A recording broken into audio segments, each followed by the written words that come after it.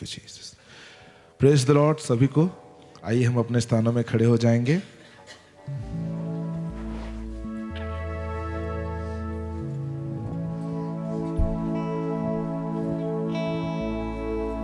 आइए हम सब अपने हाथों को स्वर्ग की ओर उठाएं।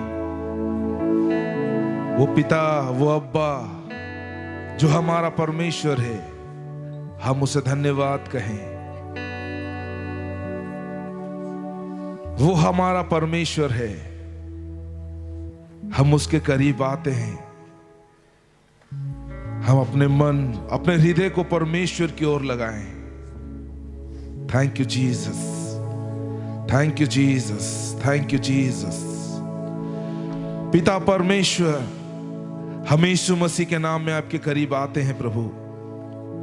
आपका वचन कहता है, जहां 2 या 3 मेरे नाम से एकत्रित होते हैं, मैं उनके मध्य में होता हूं। प्रभु हम आपको धन्यवाद करते हैं, आप हमारे मध्य में हैं प्रभु। हम धन्यवाद करते हैं परमेश्वर पिता, तू हमारा भला परमेश्वर है, तू हमसे प्रेम करता है। हमें आज का दिन दिखाया प्रभु, हम आपको धन्यवाद करते हैं। तू ही आदर और महिमा के योग्य परमेश्वर है प्रभु। हम तेरा धन्यवाद करते हैं, धन्यवाद करते हैं प्रभु। बीते समय में तूने हमें नहीं छोड़ा प्रभु, हमारी रक्षा की प्रभु, दुर्घटनाओं से बचाया, मृत्यु से बचाया प्रभु। हम धन्यवाद करते हैं। तेरा हाथ हमारे ऊपर था प्रभु, हम धन्यवाद करते हैं प्रभु। तेरे मार्गों में हम चलने पाए प्रभु, हम धन्यवाद करते हैं, धन्यवाद करते हैं, धन्यवाद करते हैं प्रभु, धन्यवाद करते हैं प्रभु।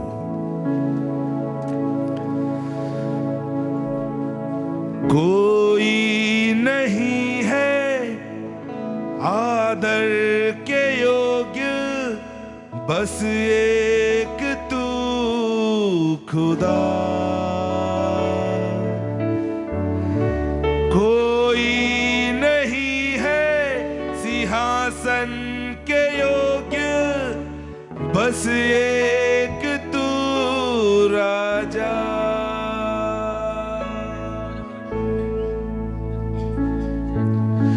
कोई नहीं है आदर के योग्य, बस एक तू खुदा। कोई नहीं है सिंहासन के योग्य, बस एक तू राजा। सारा आदर, सारी महिमा तुझको मिले यीशु। सारा आदर, सारी महिमा तुझको मिले यीशु।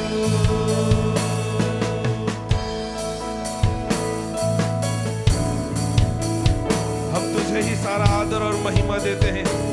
सेनाओं का यहोवा परमेश्वर जो कभी न बदलता, तू जो सिंहासन पर विराजमान रहता है प्रभु, ऊंचे स्वर्ग में लॉर्ड, हम तुझे महिमा देते हैं खुदा।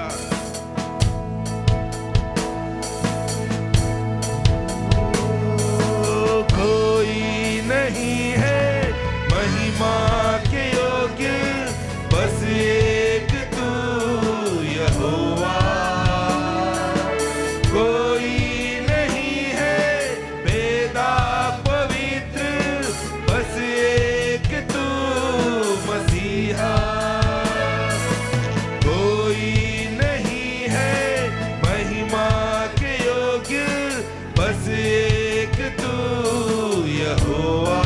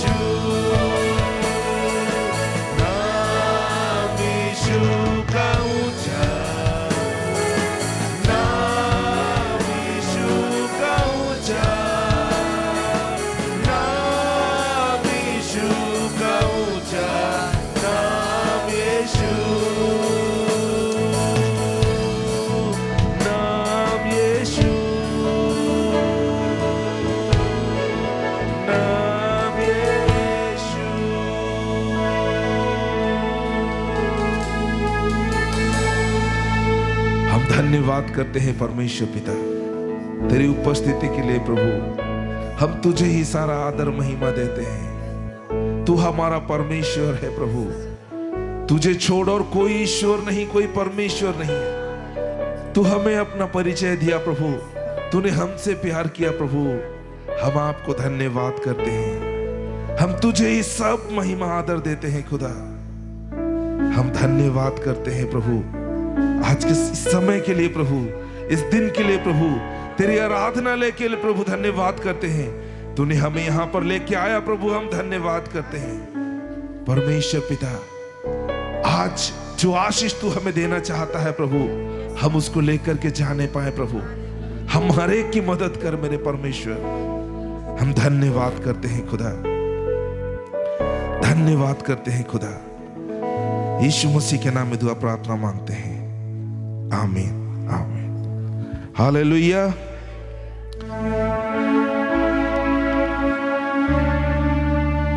Thank you Jesus, thank you Jesus.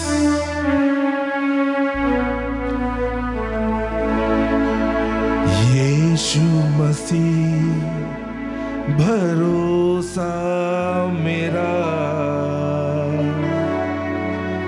तू ही सहारा है मेरा।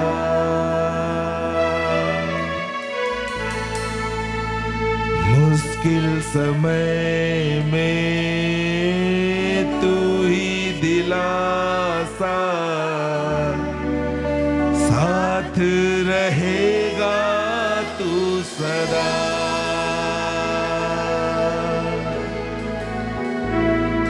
करुणा भलाई तेरी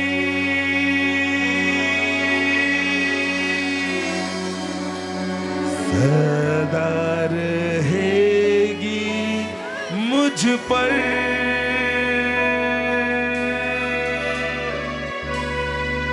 तेरी विश्वास योग्यता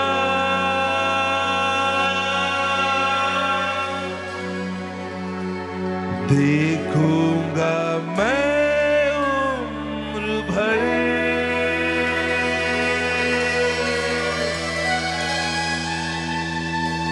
मैं हाथ उठाकर गाऊंगा, यीशु तेरा नाम रहे ऊंचा। मैं हाथ उठाकर गाऊंगा, यीशु तेरा नाम रहे ऊंचा।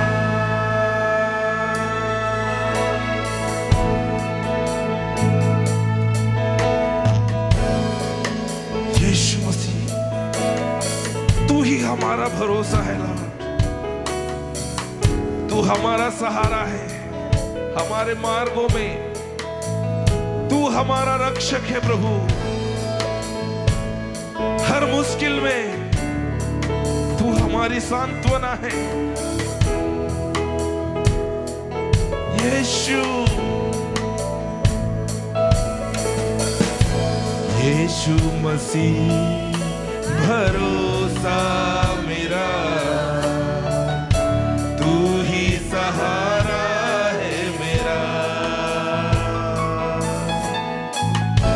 मुश्किल समय में तू ही दिलासा, साथ रहेगा तू सदा। यीशु मसीह भरोसा मेरा, तू ही सहारा है मेरा। मुश्किल समय में तू ही दिलासा, साथ रहेगा तू सदा। करुणा भलाई तेरी सदा रहेगी मुझ पर। तेरी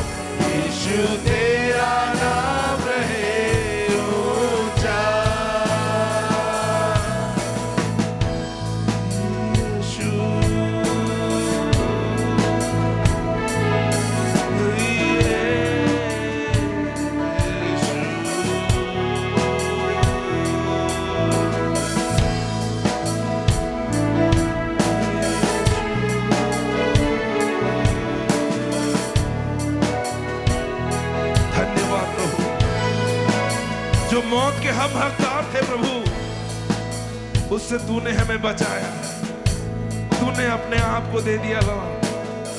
हम धन्यवाद करते हैं यीशु, हमारा नाम लेकर के तूने बुलाया प्रभु, हम धन्यवाद करते हैं, हम धन्यवाद करते हैं यीशु।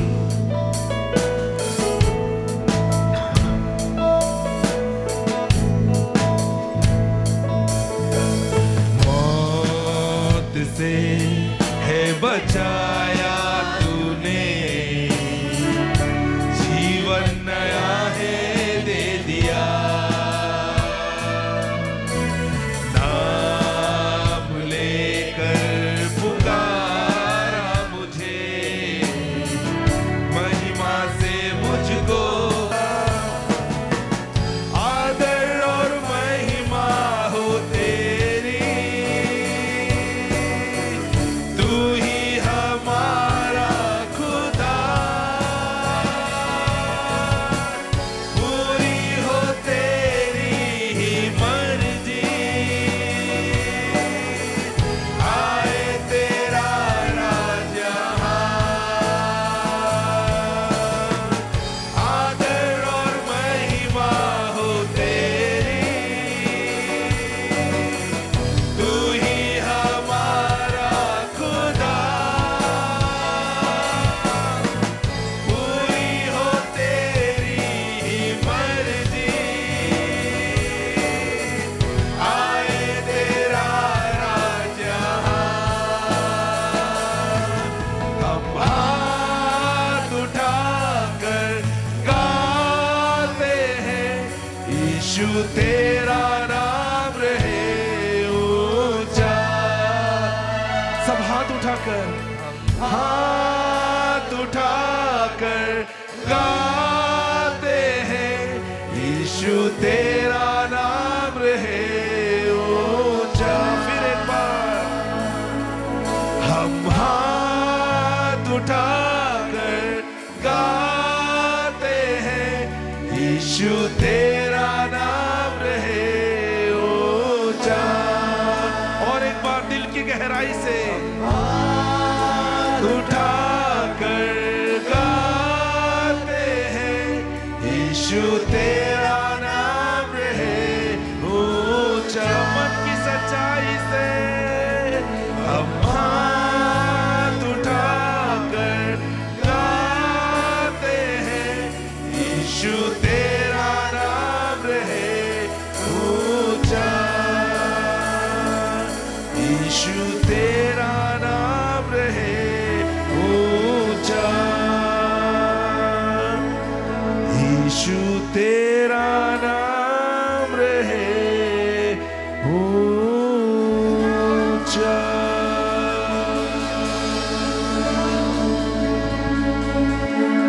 हम तेरे नाम को ऊंचा उठाते हैं प्रभु, जिस नाम को परमेश्वर पिता ने सबसे ऊंचे पे रखा, सारे नामों के ऊपर रखा, सारी प्रधानता और अधिकार के ऊपर रखा।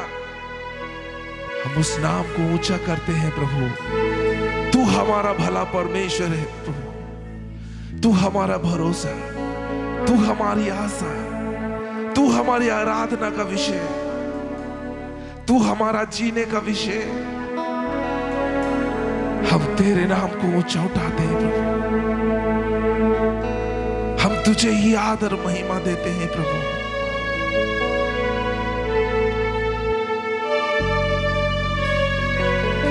धन्यवाद ईश्वर। आइए हम सब अपने हाथों को स्वर्ग की ओर उठाएं और सब मिलकर कहें, हम हाथ उठाकर गाते हैं, यीशु तेरा नाम रहे ऊंचा। ऊंची आवाज से हम हाथ उठाकर गाते हैं, यीशु तेरा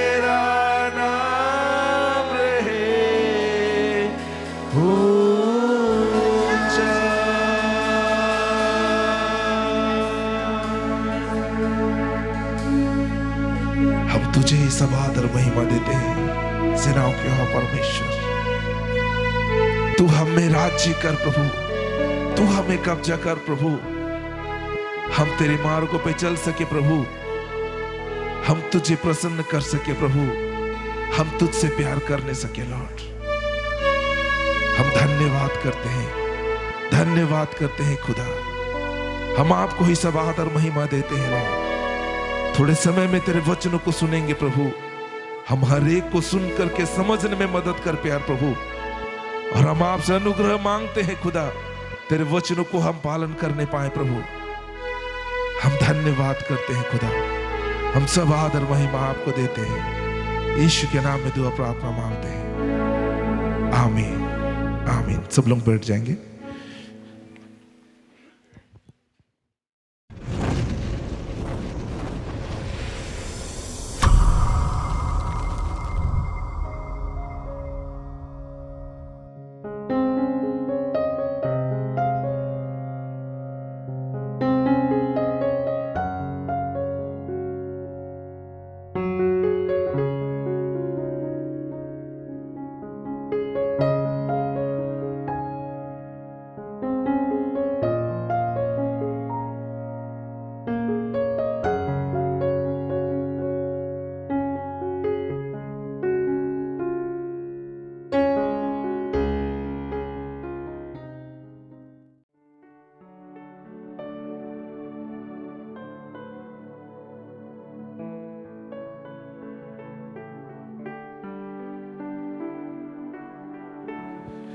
प्रेज द लॉर्ड।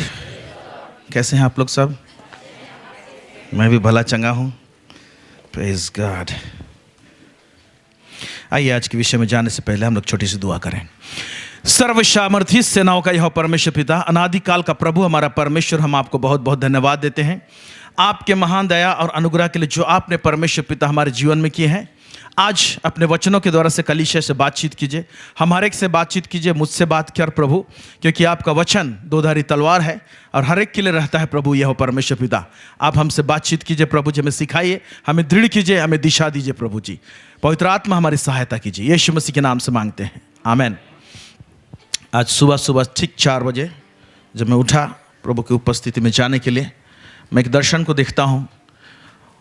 दर्शन में ये देख रहा हूँ कि एक कंस्ट्रक्शन किया जा रहा है, एक चीज़ बनाया जा रहा है, एक बड़ा कैसे बोलूँगा, वो ईटा से भी नहीं है। पुराने ज़माने में जिस पत्थर से जो मॉन्यूमेंट सब बनाए जाते थे, बड़ा बड़ा, जैसे लाल किला बना होगा या तो पिरामिड जो बना होगा इजिप्ट का, उस तरह का पत्थर है और ब्लॉक्स ब्लॉक्स में है।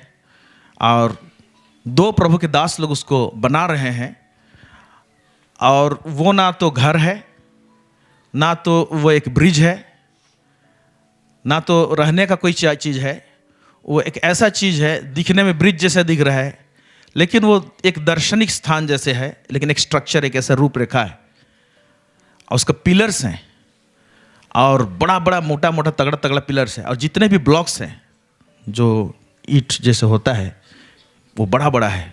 आप इजिप्ट का जो पिलर, उसका जो आपने देखा होगा वहाँ पर जो पिरामिड है, बड़ा बड़ा ब्लॉक्स है, उसी तरह से चीज़ से बनाया हुआ है। और एक ब्लॉक्स दूसरे ब्लॉक्स के साथ में वो अटैचमेंट में आ सकता है, ऐसे जैसे उसको जोड़ने के टाइम में ऐसे नहीं, उसमें लॉकिंग सिस्टम है, ऐसे कर देने से लॉक हो जाएगा। ओके, उसके बाद में नेक्स्ट ब्लॉक दूसरा चीज़ के साथ लॉक होगा। तो जितना भी स्ट्रक्चर है, नीचे से जो पिलर है, उसका ऊपर में ब्रिज जैसा जा रहा है, और उसके जो डिज़ाइंस हैं वो सब एक दूसरा, जितना भी ब्लॉक्स है सब एक दूसरे के साथ में ऐसे जुड़े हुए हैं, अटैच्ड में है। और उसी स्ट्रक्चर में ये देखने पा रहे हैं कि कुछ भाग जो ब्लॉक्स है जुड़ा तो हुआ है, लेकिन वो टूटा हुआ है, वो चूर चूर जैसा हो गया है और धंसा हुआ है, वो खराब हो चुका है, ऐसे भी है वहाँ पर, लेकिन है उसमें टोटल स्ट्रक्चर के साथ में जुड़ा हुआ है। और जो ये जो ब्लॉक्स जो बना रहे थे, देख रहे थे, वो जो प्रभु के दास दोनों थे, वो सीकर्स फेलोशिप के थे। तो ये जो दर्शन है सीकर्स फेलोशिप के विषय में है। तो जब इसको हम पूछते हैं प्रभु को कि प्रभु ये क्या चीज़ है, तो प्रभु को कलीसिया के विषय में बात करता है। और कलीसिया के विषय में बात करता है तो एक कलीसिया तगड़ा और मजबूत तब रहता है जब एक ब्लॉक्स, एक विश्वासी दूसरा विश्वासी के साथ में जुड़ा हुआ रहता है। उसमें लॉकिंग सिस्टम होना चाहिए। जब जुड़ता है ऑटोमेटिक लॉक हो जाएगा। आपने वो लॉकिंग सिस्टम देखा होगा जो अभी हम लोग का जो जितना भी फ्लाईओवर बनाए हुए हैं, तो उसमें जो साइड में जो स्लैब्स दिए गए हैं उसको कैसे कटिंग किया हुआ है, एक दूसरे के साथ में जुड़ता है। आप लोग देखे हैं इसको? इधर बना हुआ है ना, ओके। पानपोस एरिया में जाएंगे तब देखेंगे उसे, ओके। तो उसी तरह से ये ब्लॉक्स है, लेकिन बड़ा बड़ा ब्लॉक्स है और ये कलीसिया को दर्शा रहा है। लेकिन उसी में कुछ कुछ एरिया है, कुछ कुछ स्ट्रक्चर है, उसका जो दीवार है, या तो बोलेंगे कुछ कुछ जगह में वो वहाँ पर वो टूटा हुआ है। तो वो टूटा हुआ अंश ये रिपेयर होना है। और टूटने का कारण बहुत सारे बातें हैं। इन्हीं तमाम बातों को आज हम देखेंगे। और आज जो विषय में बात करूंगा वो है चर्च एंड शिप, कलीसिया और भेड़। कलीसिया और भेड़, कुछ बातों को हम ध्यान देने की कोशिश करेंगे इसमें। आमीन, हालेलुया। हम लोग पहले पढ़ेंगे मत्ती रचित सुसमाचार, उसका 16 अध्याय, उसका 13 से लेके 19 आयत। मत्ती रचित सुसमाचार उसका 16 अध्याय, उसका 13 से लेके 19। यहाँ पर क्या लिखता है, पढ़ेंगे। यीशु कैसरिया फिलिप्पी के प्रदेश में आया और अपने चेलों से पूछने लगा, लोग मनुष्य के पुत्र को क्या कहते हैं? हाँ, यहाँ पर लिखा हुआ है यीशु मसीह अपना पहचान को के विषय में पूछ रहा है। और ये सवाल पूछ रहा है कि लोग मनुष्य के पुत्र को क्या कहते हैं। तो नीचे पढ़ने से कहते हैं, वो लोग क्या बोल रहे हैं, कोई तो बपतिस्मा देने वाला, यूहन्ना बपतिस्मा देने वाला है, ये बोलते हैं। कोई एलिया कहता है, कोई यिर्मयाह कहता है, या तो भविष्यवक्ताओं में से कोई एक है कहता है। परंतु यीशु मसीह पूछता है, चेलों को पूछता है जिनके साथ में वो सेवकाई कर रहा था, परंतु तुम मुझे क्या कहते हो? शमौन पतरस ने उत्तर दिया, वो जवाब देता है और कहता है, तू जीवते परमेश्वर का पुत्र मसीह है। जब ये उत्तर, सटीक उत्तर, एक चोखा उत्तर पतरस यीशु मसीह को जब देता है, तो यीशु मसीह क्या कहता है? यीशु ने उसको उत्तर दिया, हे सिमोन योना के पुत्र, तू धन्य है, क्योंकि मांस और लहू ने नहीं, परंतु मेरे पिता ने जो स्वर्ग में है यह बात तुझ पर प्रकट की है। ये मांस और लहू से ये प्रकटीकरण नहीं आया है, ये प्रकाशन नहीं आया है, परंतु स्वर्गीय पिता जो है उसने ही तुम्हें इस बात को प्रकट किया है, बोला है। मेरा सही पहचान को इस दुनिया में जब हम यीशु मसीह के पीछे में आ रहे हैं, तो यीशु मसीह का पहचान हमारे जीवन में सही होना चाहिए। इसलिए सही होना चाहिए कि कलीसिया के अंदर में हमारा एक बैलेंस्ड लाइफ रहे। ओके, यहां तो उसको क्या बोलते हैं? यहां परमेश्वर का पुत्र मसीह है। हम लोग सब लोग अंगीकार कर चुके हैं यीशु मसीह परमेश्वर का पुत्र है। ओके, इसके अलावे क्या? तो कुछ लोगों का झुकाव और उनका प्रकाशन, कुछ कुछ चीज एक तरफा रहता है। ऐसे एक तरफा क्या रहता है? वो ऐसा जान रहे हैं कि यीशु चंगा करता है, चंगा करता है, चंगा करता है, चंगाई चंगाई चंगाई चंगाई। समझ में आ रहा है कि नहीं है? तो यीशु मसीह सिर्फ चंगाई है क्या? तो यहां पूछ रहा, मुझे लोग क्या बोलते हैं? अभी आपको पूछे क्या बोलते हैं? वही चंगा करने वाला यीशु। तो यीशु चंगा करता है, हम जानते हैं और करता भी रहेगा, लेकिन हमारा विश्वास चंगाई के ऊपर में निर्भर है क्या? मैं एक बात बोल रहा हूं, थोड़े दिन जाने के बाद में कुछ ऐसा रोग आया जो कि मरते दम तक रहा, तो फिर विश्वास क्या रहेगा? किधर जाएगा फिर? समझ रहे बात को? तो यीशु मसीह को हम लोग सिर्फ चंगा करता है देखते हैं। अगर कोई यीशु मसीह को सिर्फ ये देख रहा है कि वो समृद्धि देता है, फिर यीशु मसीह का और कौन सा चित्रण के रूप में लेकर आते हैं? मिरेकल, अद्भुत काम, है ना। परमेश्वर अपने आप को जब प्रकट करता है मूसा को, और मूसा उसका नाम पूछता है, यहां तो यीशु बोलते हैं मुझे क्या बोलते हैं? वहां पर हम लोग उल्टा देखते हैं। मूसा बोलता है तो आप भेज रहे हैं इस्राएलियों के पास में, मैं क्या बोलूं कौन भेजा है? तो क्या बोला परमेश्वर? मैं चंगा करने वाला परमेश्वर ऐसे बोला, ऐसे बोला, क्योंकि परमेश्वर इतना विशाल एज अ होल ऐसा है कि बोलता है मैं जो हूं सो हूं, मैं हूं, ऐसे बोलना। क्या नाम है? मैं हूं। मैं क्या हूं? मैं चंगा देने वाला हूं, मैं अद्भुत काम करने वाला हूं, मैं शांति देने वाला हूं, मैं अनुग्रह करने वाला हूं, मैं ऐसा हूं, जितना परमेश्वर का गुण है वो सब परमेश्वर है। तो जब हम कलीसियाई जीवन में जब बढ़ रहे हैं तो हम लोग उसका कौन सा पॉइंट को लेके हम लोग का जीने का आधार है। तो इसीलिए हमारे जीवन में पिछले दिनों में बता रहा था मसीह का प्रकाशन, ओके, मिस्ट्री ऑफ क्राइस्ट विषय में बता रहा था, यीशु मसीह का भेद, उसको हम कैसे प्राप्त करें उसको बता रहा था मैं। यीशु मसीह का भेद क्या है? आमेन। कितने लोग समझ रहे हैं इस बात को? ओके, फिर कहता है और मैं भी तुझसे कहता हूं कि तू पतरस है और मैं इस पत्थर पर अपनी कलीसिया बनाऊंगा। यहां पर बोलता है, जब ये एक सही पहचान का बात आता है तो वहां पर क्या कहता है, वो सामने लेकर आता है, मैं अपनी कलीसिया बनाऊंगा। कलीसिया के विषय में मैंने कहा था, कलीसिया एक पॉलिटिकल वर्ड है, एक राजनीतिक शब्द है, एक सार्वजनिक शब्द है, ये कोई धार्मिक शब्द नहीं है। और यीशु मसीह ने इस शब्द को इजाद नहीं किया है, नहीं बनाया है।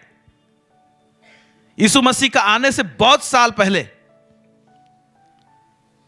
इसका इजाद हुआ था। कलीसिया का मतलब होता है बुलाए हुए लोग। एक सरकारी शब्द है, बोलेंगे एक राज्य में, एक साम्राज्य में इसका इजाद किया गया, ग्रीक लोग, कि जब हम लोगों को अपना कैबिनेट बनाएंगे, कि मंत्रिमंडल बनाएंगे, तो भीड़ में से लोगों को जब चुनेंगे मंत्रिमंडल में, तो उसको हम लोग क्या बोलेंगे? कलीसिया बोलेंगे। वो लोग निकाले थे। ओके, तो यीशु मसीह राजा है, तो राजा का अपना कैबिनेट होना चाहिए कि नहीं होना चाहिए? तो बोलना है मैं अपनी कलीसिया बनाऊंगा। इसमें इसका मतलब यह होता है कि दूसरा राजा लोग का अपना अपना राज कैबिनेट होता है, लेकिन मेरा अपना होगा। उनका अपना होता है, लेकिन मेरा अपना होगा। प्रेज गॉड, है ना? तो हम लोग यीशु मसीह के राज के, उसके कैबिनेट के लोग हैं। हालेलुया। इसलिए राज करने के लिए बुलाए गए हैं। हमारा राजा प्रभु है, वो बड़ा राजा है, सम्राट है, राजाधिराज है। हम उसके अंदर में छोटे छोटे राजा हैं। आमीन। कितने लोग समझ रहे हैं? ओके, सो कलीसिया जो है वो परमेश्वर यीशु मसीह का कैबिनेट है और उसमें हम लोग शामिल हैं। मैं अपनी कलीसिया बनाऊंगा और अधोलोक की फाटक उस पर प्रबल ना होगी। मैं तुझे स्वर्ग के राज की कुंजियां दूंगा और जो कुछ तू पृथ्वी पर बांधेगा वह स्वर्ग में बांधेगा और जो कुछ तू पृथ्वी पर खोलेगा वह स्वर्ग में खुलेगा। आमीन। ऐसे अधिकार परमेश्वर ने किसको दिया है? कलीसिया को दिया है, बांधने और खोलने का। और ये छोटा मोटा अधिकार नहीं है, बांधने और खोलने का। इसको पुराने नियम में हम लोग बांधने और खोलने का बहुत सारा चीज को हम लोग देखते हैं। एलिया उसको बांधने और खोलने का काम को दिखाता है। मैं बोलता हूं बारिश नहीं होगा, बोलते हैं बारिश बंद, फिर उसने खोलने के लिए फिर उसका दूसरा तरीका से उसको रिलीज करता है, फिर बारिश होता है। तो ऐसे ऐसे बड़े बड़े चीज जो है कलीसिया के हाथ में दिया है। लेकिन हमारा कलीसियाई जीवन जो रहता है ना, उसमें जो वो कलीसिया किस स्तर में बढ़ना चाहिए, कैसे होना चाहिए, क्या क्या है ना, हम लोग अपने जीवन में और अपने समस्या और बहुत अपने ही चीजों में हम लोग ऐसे लिप्त हो जाते हैं कई बार, और अपने संघर्ष से हम लोग निकलने नहीं पाते हैं, या तो सॉल्व नहीं होता है, या तो सॉल्व करते करते हम लोग थकते हैं। कि एज ए होल हम लोग सब मिल के हम लोग को परमेश्वर क्यों बुलाया है और हमको परमेश्वर ने क्यों रखा है, हमको करना क्या है ना, उस चीज को क्या करते हैं हम लोग भूल जाते हैं। इसीलिए जब कलीसिया का बात आता है, ओके, तो ये छोटा मोटा बात नहीं है। तो कलीसिया के द्वारा से परमेश्वर देखो क्या करना चाहता है। पढ़ेंगे हम लोग इफिसी के पुस्तक उसका 3 उसका 8 से 11 चीज एक्सप्लेन किया जा सकता है, लेकिन मैं एक एक खंड को ला के आपके सामने रख रहा हूं। बाकी चीज को आप घर में देखिए प्रभु क्या बातें करता है। इफिसी 3 उसका 8 से 11। मुझ पर जो सब पवित्र लोगों में से छोटे से भी छोटा हूँ, पौलुस कह रहे हैं, हाँ, ये अनुग्रह हुआ कि मैं अन्य जातियों को मसीह के अगम्य धन्य का आगम धन। धन का सुसमाचार सुनाओ। एक मिनट, सुसमाचार को एक्सप्लेन कैसे कर रहा है? सुसमाचार क्या है? अन्य जातियों को मसीह के अगम्य धन का सुसमाचार। मसीह का जो अगम्य धन है, इसको एक्सप्लेन करने से अगम्य धन क्या है बहुत एक विषय हो जाता है, लेकिन मसीह का जो अगम्य धन का सुसमाचार सुनाओ। यानी मसीह का सुसमाचार में परमेश्वर का अगम्य धन को क्या किया जाता है? प्रकट किया जाता है, रिलीज किया जाता है। आमीन। फिर आगे देखिए। हाँ, और सब पर ये बात प्रकाशित करूं कि उस भेद का प्रबंध क्या है। उस भेद का प्रबंध, कौन सा भेद? वहां लिखा हुआ है जो सबके नहीं, सब पर यह बात प्रकाशित करूं कि उस भेद का प्रबंध क्या है जो सबके सृजनहार परमेश्वर ने आदि से गुप्त था। आदि से गुप्त था। आदि मतलब पूरा बैक चले जाइए, और बैक चले जाइए बोलने से पुराना नियम से भी बैक जाना पड़ेगा। हालेलुया। इतना पहले से जो बात जो गुप्त था, तो सोचिए भेद में था, उसको मसीह का सुसमाचार में क्या किया जाता है? प्रकट किया जाता है। तो इसीलिए आप और हम, अगर हमारा खुद का मेहनत नहीं होगा, चर्च में तो संडे को एक दिन सुनते हैं वचन, लेकिन घर में बैठकर जब आपका और मेरा खुद का वचन का अध्ययन नहीं रहेगा कि मैं खोजूं, मैं जानूं, तो क्या संडे का खुराक में खत्म हो जाएगा? क्या संडे हम लोग जो बताते हैं उसमें सब हो जाएगा? आप लोग का पूरा होगा क्या? लेकिन बहुत लोग मेहनत ही नहीं करते हैं, खुद का अपना बाइबल स्टडी का मेहनत नहीं करते हैं। इसीलिए प्रभु देखिए उसके सुसमाचार में ऐसे अगम्य धन है, उससे वंचित होते हैं। आपको घर में खुद अपना पर्सनल मेहनत करने की आवश्यकता है। कलीसिया जीवन में बहुत जरूरी है। ओके, फिर कहता है ताकि अब कलीसिया के द्वारा, किसके द्वारा? तो कलीसिया एक आदमी को लेके है क्या? सब लोग बढ़ेंगे। नारा तो अच्छा है, सबका साथ। अब हुआ कि नहीं पता नहीं कितना लोगों का विकास हुआ हम लोग का देश में मालूम है। देश का एक्चुअली है, इकोनॉमी बढ़ रहा है, ये हो रहा है, बहुत सारा कुछ बोल रहा है, लेकिन दुखद बात क्या है ना, धनी और धनी होते जा रहा है, गरीब और, ये है एक्चुअली। और हमारा देश का इकोनॉमिक हालत ठीक नहीं है। इसीलिए परमेश्वर का राज के अंदर में बढ़िए, वही आपको क्या करेगा? सुरक्षा देगा। कौन टाइम में क्या डमाडोल होगा अता पता नहीं है ना?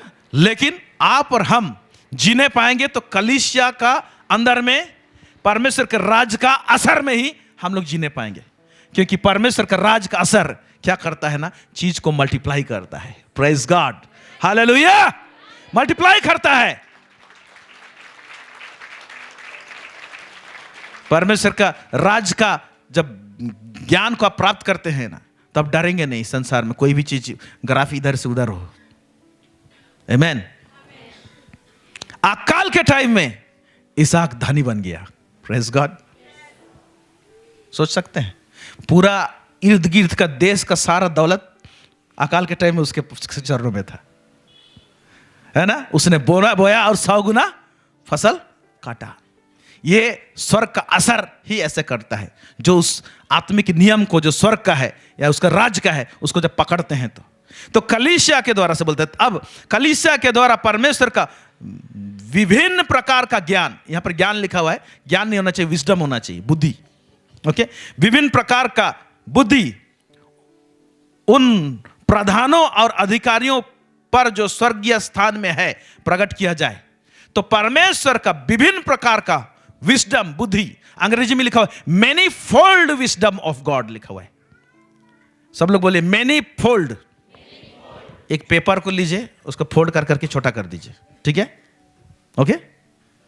अब हर फोल्ड में एक एक भेद को लिखिए, एक एक छोटा छोटा भेद में ना। तो जो एकदम पूरा लास्ट में रहेगा, जब तक नहीं खुलेगा, तो वो वाला भेद जब तक पूरा नहीं खुलेगा फोल्ड, पता नहीं चलेगा। अगर लिख के आप किसी को दे दिए तो एक फोल्ड खोलेंगे तो दो साइड का खुलेगा, तो 2 सीक्रेट पता चलेगा। खोलते जाएंगे और सीक्रेट पता चलेगा। तो मेनी फोल्ड, तो परमेश्वर का जो बुद्धि का बात है उसका जो है ना बहुत सारा उसका आयाम है बोलेंगे, इधर से देखो, उधर से देखो। Praise God. ये कलीसिया के द्वारा से प्रकट होगा बोला है।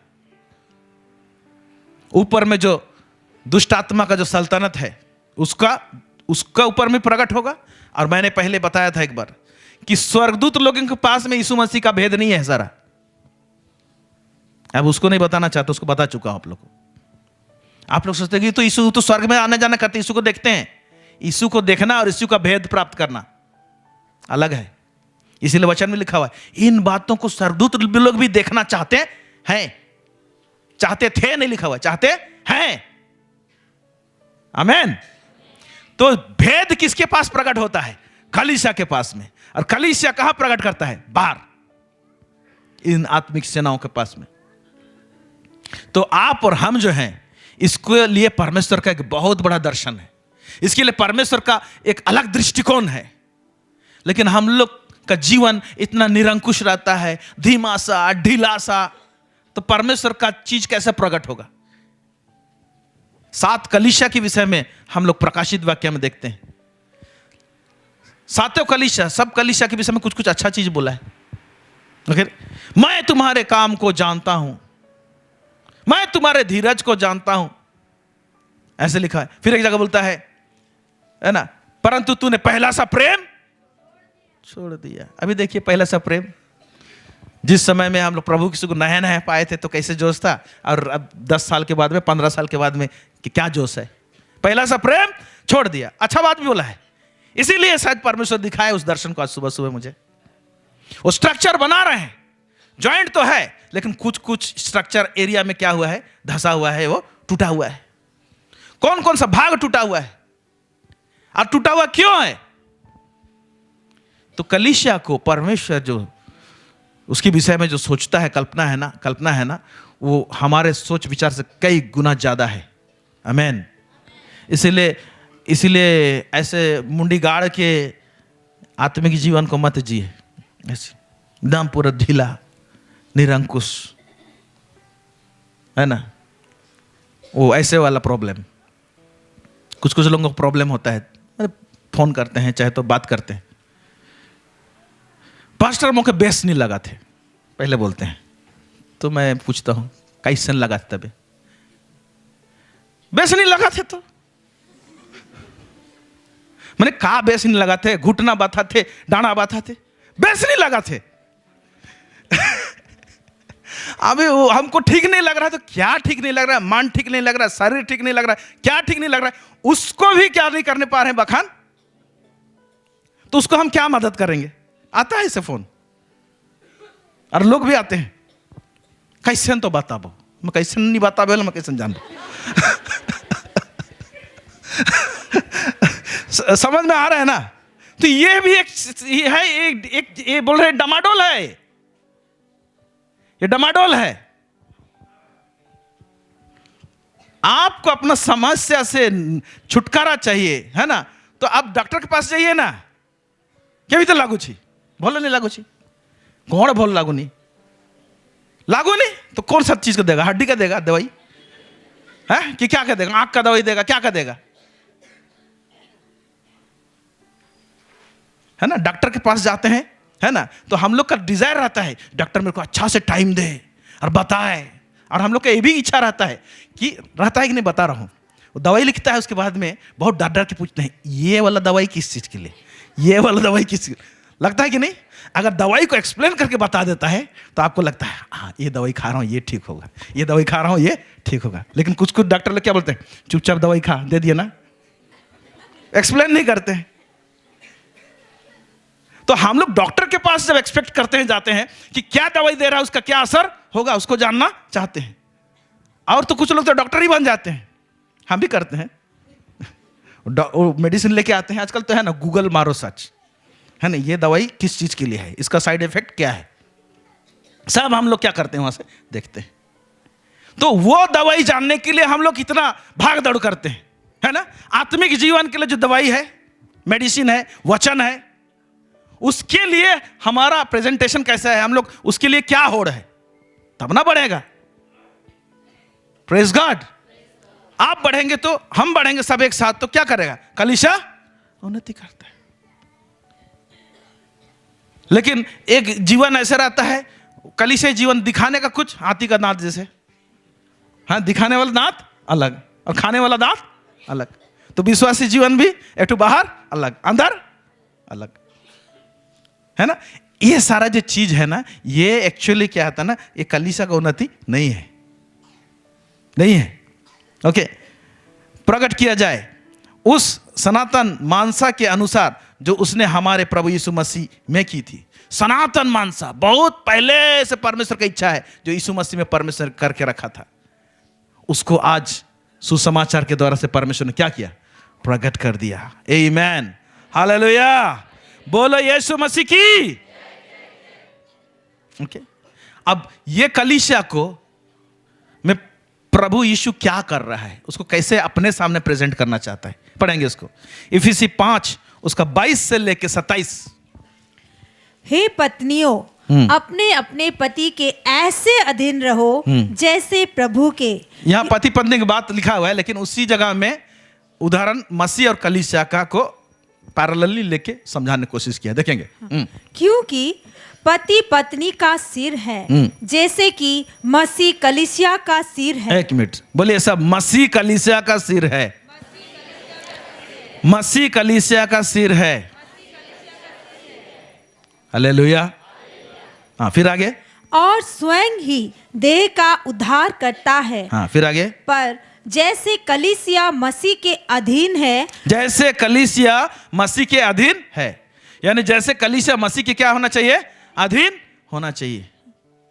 वैसे ही पत्नियां भी हर बात में अपने अपने पति के अधीन रहे। हाँ, हे पतियों, अपनी अपनी पत्नी से प्रेम रखो, जैसा मसीह ने भी कलीसिया से प्रेम करके अपने आप को उसके लिए दे दिया। कलीसिया से प्रेम करके यीशु मसीह ने अपने आप को क्या कर दिया? बलिदान कर दिया। हाँ, फिर आगे। कि उसको वचन के द्वारा जल के स्नान से शुद्ध करके पवित्र बनाए। एक मिनट, दे दिया ताकि क्या करे? उसको वचन के द्वारा जल के स्नान से शुद्ध करके पवित्र बनाए। सब लोग बोले, वचन के द्वारा जल के स्नान से शुद्ध करके पवित्र बनाए। जैसे जल से हम लोग नहाते हैं, शरीर को ठीक साथ शुद्ध करते हैं, तो वचन क्या करता है? हमारा आत्मिक देह को क्या करता है? शुद्ध करता है। तो शुद्ध कैसे होगा? वचन के द्वारा। तो इसीलिए आपका घर में खुद मेहनत रहना चाहिए परमेश्वर के वचन के लिए। अगर आप बाइबल पढ़ते हैं और वचन आपसे बात नहीं कर रहा है, तो बाइबल पढ़ते ही नहीं, चाहे 4 चैप्टर 10 चैप्टर कुछ भी पढ़ लीजिए। वचन पढ़ रहे हैं, आपको ट्रांसफॉर्म नहीं कर रहा है, चेंज नहीं कर रहा है, तो भी वो बाइबल पढ़ना क्या है? व्यर्थ है। बोल रहे ना, वचन का काम है वचन के द्वारा जल के स्नान से शुद्ध करके पवित्र बनाए। कलीसिया में तो प्रचार किया ही जाता है। ओके, और आगे पढ़ेंगे। और उसे एक ऐसी तेजस्वी कलीसिया बनाकर। एक मिनट, कैसे कलीसिया? तेजस्वी कलीसिया, जिसमें एक तेज हो, ऐसे करके उसको बनाए और फिर अपने पास खड़ी करे, अपने सामने खड़ी करे। फिर जिसमें ना कलंक, ना झुर्री, ना कोई और ऐसी वस्तु हो, हाँ, वरन पवित्र और निर्दोष हो। कलीसिया ऐसे बनाए, बोल रहे हैं। अब बनेगा कैसे? तो यहां पर तो बोल दिया है कलीसिया का सिर कौन है? यीशु मसीह कलीसिया का क्या है? ये तो समझ में आ रहा है। लेकिन उस सिर और कलीसिया, उसके बीच में एक सेवक का रोल है। प्रभु के दास लोग बीच में हैं। सिर है, लेकिन ये वचन का जो सेवकाई होगा, वचन जो शुद्ध करेगा, उसके लिए प्रभु ने कैसे दिया है? 5 प्रकार का सेवकाई दिया है। प्रेरित, भविष्यवक्ता, शिक्षक, पासवान, इवेंजलिस्ट, ये 5 प्रकार का सेवकाई को परमेश्वर ने दिया है। तो मसीह कलीसिया का सर है, लेकिन वही सर जो है उसको हम लोग बोल सकते हैं प्रधान चरवाहा। बाइबल बताती है क्या चरवाहा? उसके नीचे में असिस्टेंट चरवाहा रखा है, जो कि कलीसिया के अगुवे लोग हैं। आमीन। तो कलीसिया के अगुवे लोग जब रखे हैं, तो जब कलीसिया किसके अधीन है बोल रहा है? मसीह के अधीन। तो मसीह के अधीन में है तो उसमें यह भी बात आता है कि अगुआ लोग के अधीन में है कि नहीं है, देखना पड़ेगा। कैसे हम अगुआ के अधीन में रहेंगे? हाँ, आज कुछ बातों को बताएंगे कि क्या चीज अगुआ लोग का अधीन में नहीं है, एक्सट्रीम हो जा रहा है कुछ कुछ चीज, और उसका एक्शन तो हम कलीसिया के अंदर में लेंगे। आगे देखते हैं। ओके, प्रेरितों का काम 20 उसका 28 पढ़ रहा हूं आपके लिए। ओके, इसलिए अपने और पूरे झुंड की चौकसी करो। अगुआ को प्रचिन लोग को बोल रहा है, खुद का चौकसी और झुंड का चौकसी करो, जिसमें पवित्र आत्मा ने तुम्हें अध्यक्ष ठहराया है। वो प्रचिन को या तो अगुआ को, किसको अध्यक्ष, किसने अध्यक्ष ठहराया है? बोलिए, किसने अध्यक्ष ठहराया है? जोर से बोलिए ना। पवित्र आत्मा ने ठहराया है। पवित्र आत्मा ने अगुओं को अध्यक्ष ठहराया है कि तुम परमेश्वर की कलीसिया की रखवाली करो, जिसे उसने अपने लहू से मोल लिया है। तो रखवाली करो जब बोल रहा है तो कुछ कुछ चीज को हम बोलेंगे, इसको मत करो, उधर मत जाओ, ये चीज सही नहीं होगा तुम्हारे लिए। तो ये तो हमारा बोलने का काम हम बोलेंगे, यही पर आता है प्रॉब्लम। पास्टर ऐसे बोल दिया, मेरा इच्छा तो ऐसे था। ठीक है, हम सलाह दे सकते हैं, मानना नहीं मानना आपका काम है, लेकिन इस चक्कर में बहुत बड़ा बड़ा गड़बड़ी हुआ है। बोलते हैं लेकिन सुनते ही नहीं है। तो डीलिंग कैसे होना चाहिए? उस विश्वासी अगर नहीं मानता है, नहीं होता है ना, तो वचन क्या बोलता है? कुछ कुछ चीज सब बहुत हद से ज्यादा हो जाता है। अभी देखिए, पहले इसको पढ़ते हैं। पहला तिमोथी 3 14 से 15 पढ़ रहा हूं आपके लिए। पहला तिमोथी 3 उसका 14 से 15। मैं तेरे पास जल्द आने की आशा रखने पर भी ये बातें तुझे इसलिए लिखता हूं कि यदि मेरे आने में देर हो, पौलुस कह रहा है तिमोथीस को, तो तू जान ले कि परमेश्वर के घराने में जो जीवते परमेश्वर की कलीसिया है। परमेश्वर का घराना क्या है? जीवते परमेश्वर का कलीसिया है, और जो सत्य का खंबा और नींव है, जो सत्य का खंबा और नींव है कलीसिया। कैसा बर्ताव करना चाहिए, अंग्रेजी में अच्छा एक्सप्लेन किया। उसमें कारोबार कैसे करना चाहिए तुमको, कैसे लाइफस्टाइल रहना चाहिए। आमेन। हर चीज में, पारिवारिक जीवन में, पति पत्नी के बीच में कैसे कारोबार रहना चाहिए, माता पिता और बच्चों के बीच में कैसे कारोबार रहना चाहिए, ये तमाम बातें। अगुआ और विश्वासी के बीच में कैसे कारोबार रहना चाहिए, आपस विश्वासी और विश्वासी के बीच में, भेड़ के बीच में कैसे लाइफस्टाइल रहना चाहिए, तो कारोबार रहना चाहिए। इन तमाम बातों को कह रहा है। ओके, लेकिन वो जब एक भेड़ मुंडी गाड़ के हम सुनेंगे ही नहीं बोलेगा, तो समझाने से भी इन्होंने नहीं समझेंगे बोलेगा, तो क्या बोल रहा है? देखिए यहां पर मत्ती 18 15 से 17 पढ़ेंगे इसको। मत्ती 18 15 से 17। हेलो, जीवित हैं, जाग रहे हैं? ओके, ठीक। यदि तेरा भाई तेरे विरुद्ध अपराध करे, हाँ, एक नॉर्मल एक चीज को निकाल रहा हूं, एक डीलिंग को निकाल रहा हूं यहां पर। यदि तेरा भाई तेरे विरुद्ध, अभी विश्वासी के बीच में बोल रहा है, ठीक है? भेड़ के बीच में, भाई के बीच में क्या बोलता है? तेरा भाई तेरे विरुद्ध अपराध करे, फिर तो जा और अकेले में बातचीत करके उसे समझा। कैसे बोल रहा है? अकेले में जाके उसे बातचीत करके समझा दे। फिर यदि वो तेरी सुने, हाँ, तेरी सुने, तो तूने अपने भाई को पा लिया। क्या बोलता है? अगर तुम्हारी सुनेगा तो तूने अपने भाई को पा लिया। फिर यदि वो ना सुने तो 1 या 2 जन को अपने साथ और ले जा। हाँ, 1 या 2 जन को अपने साथ ले जा। मेरे से तो नहीं, 1 मिनट, मेरे साथ तो नहीं हुआ, और 2 भाई को और 2 विश्वासी को क्या किया? ले गया। फिर क्या बोल रहा है? कि हर एक बात 2 या 3 गवाहों के मुंह से निश्चित की जाए। हाँ, फिर यदि वो उनकी भी ना माने। या देखो क्या क्या स्टेप, पहला एक जन किया, फिर 2 जन किया, पहला में भी नहीं सुना, दूसरा में भी नहीं सुना, फिर तो कलीसिया से कह दे, फिर कलीसिया से कह दे, फिर परंतु यदि वो कलीसिया की भी ना माने। इसका मतलब यह हो सकता है कि वो इतना ढीठ है कि कलीसिया से भी, ना माने कलीसिया के अगुआ लोग कभी नहीं सुनेगा, तो क्या होगा?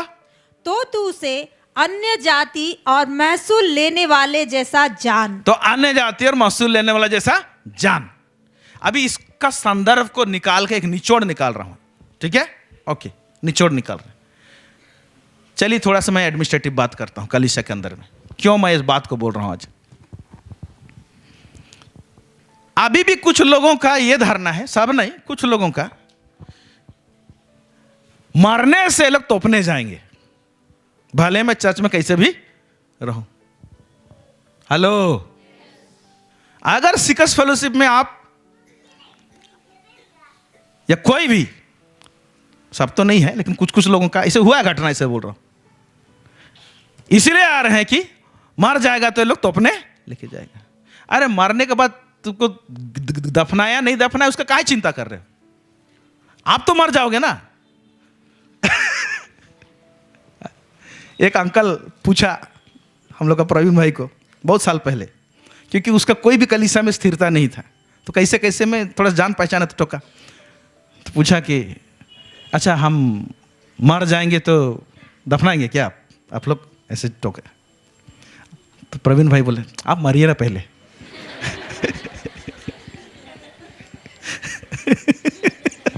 आप मरिए तो पहले है, तो मरने से दफनाएंगे कि नहीं दफनाएंगे इसका तो टेंशन लेना ही नहीं चाहिए, क्योंकि जो मर गया उसको क्या टेंशन जी, दफनाने वाले का टेंशन है ना। तो कलीसिया में अगर हम इस मनोवृत्ति से रहेंगे, क्यों मैं बोल रहा हूं, अभी कुछ कुछ चीज टाइट करेंगे, अभी पास्टर्स मीटिंग हमारा होता है, उसमें बात सब रेज हो पर रहा है। 3-4 साल हो रहा होगा, हमारे कलीसिया में एक परिवार आते हैं, वो लोग रेगुलर आते हैं और एक परिवार जो नहीं आते हैं, लेकिन ये दोनों जो परिवार हैं वो रिश्तेदार हैं, पास के रिश्तेदार में।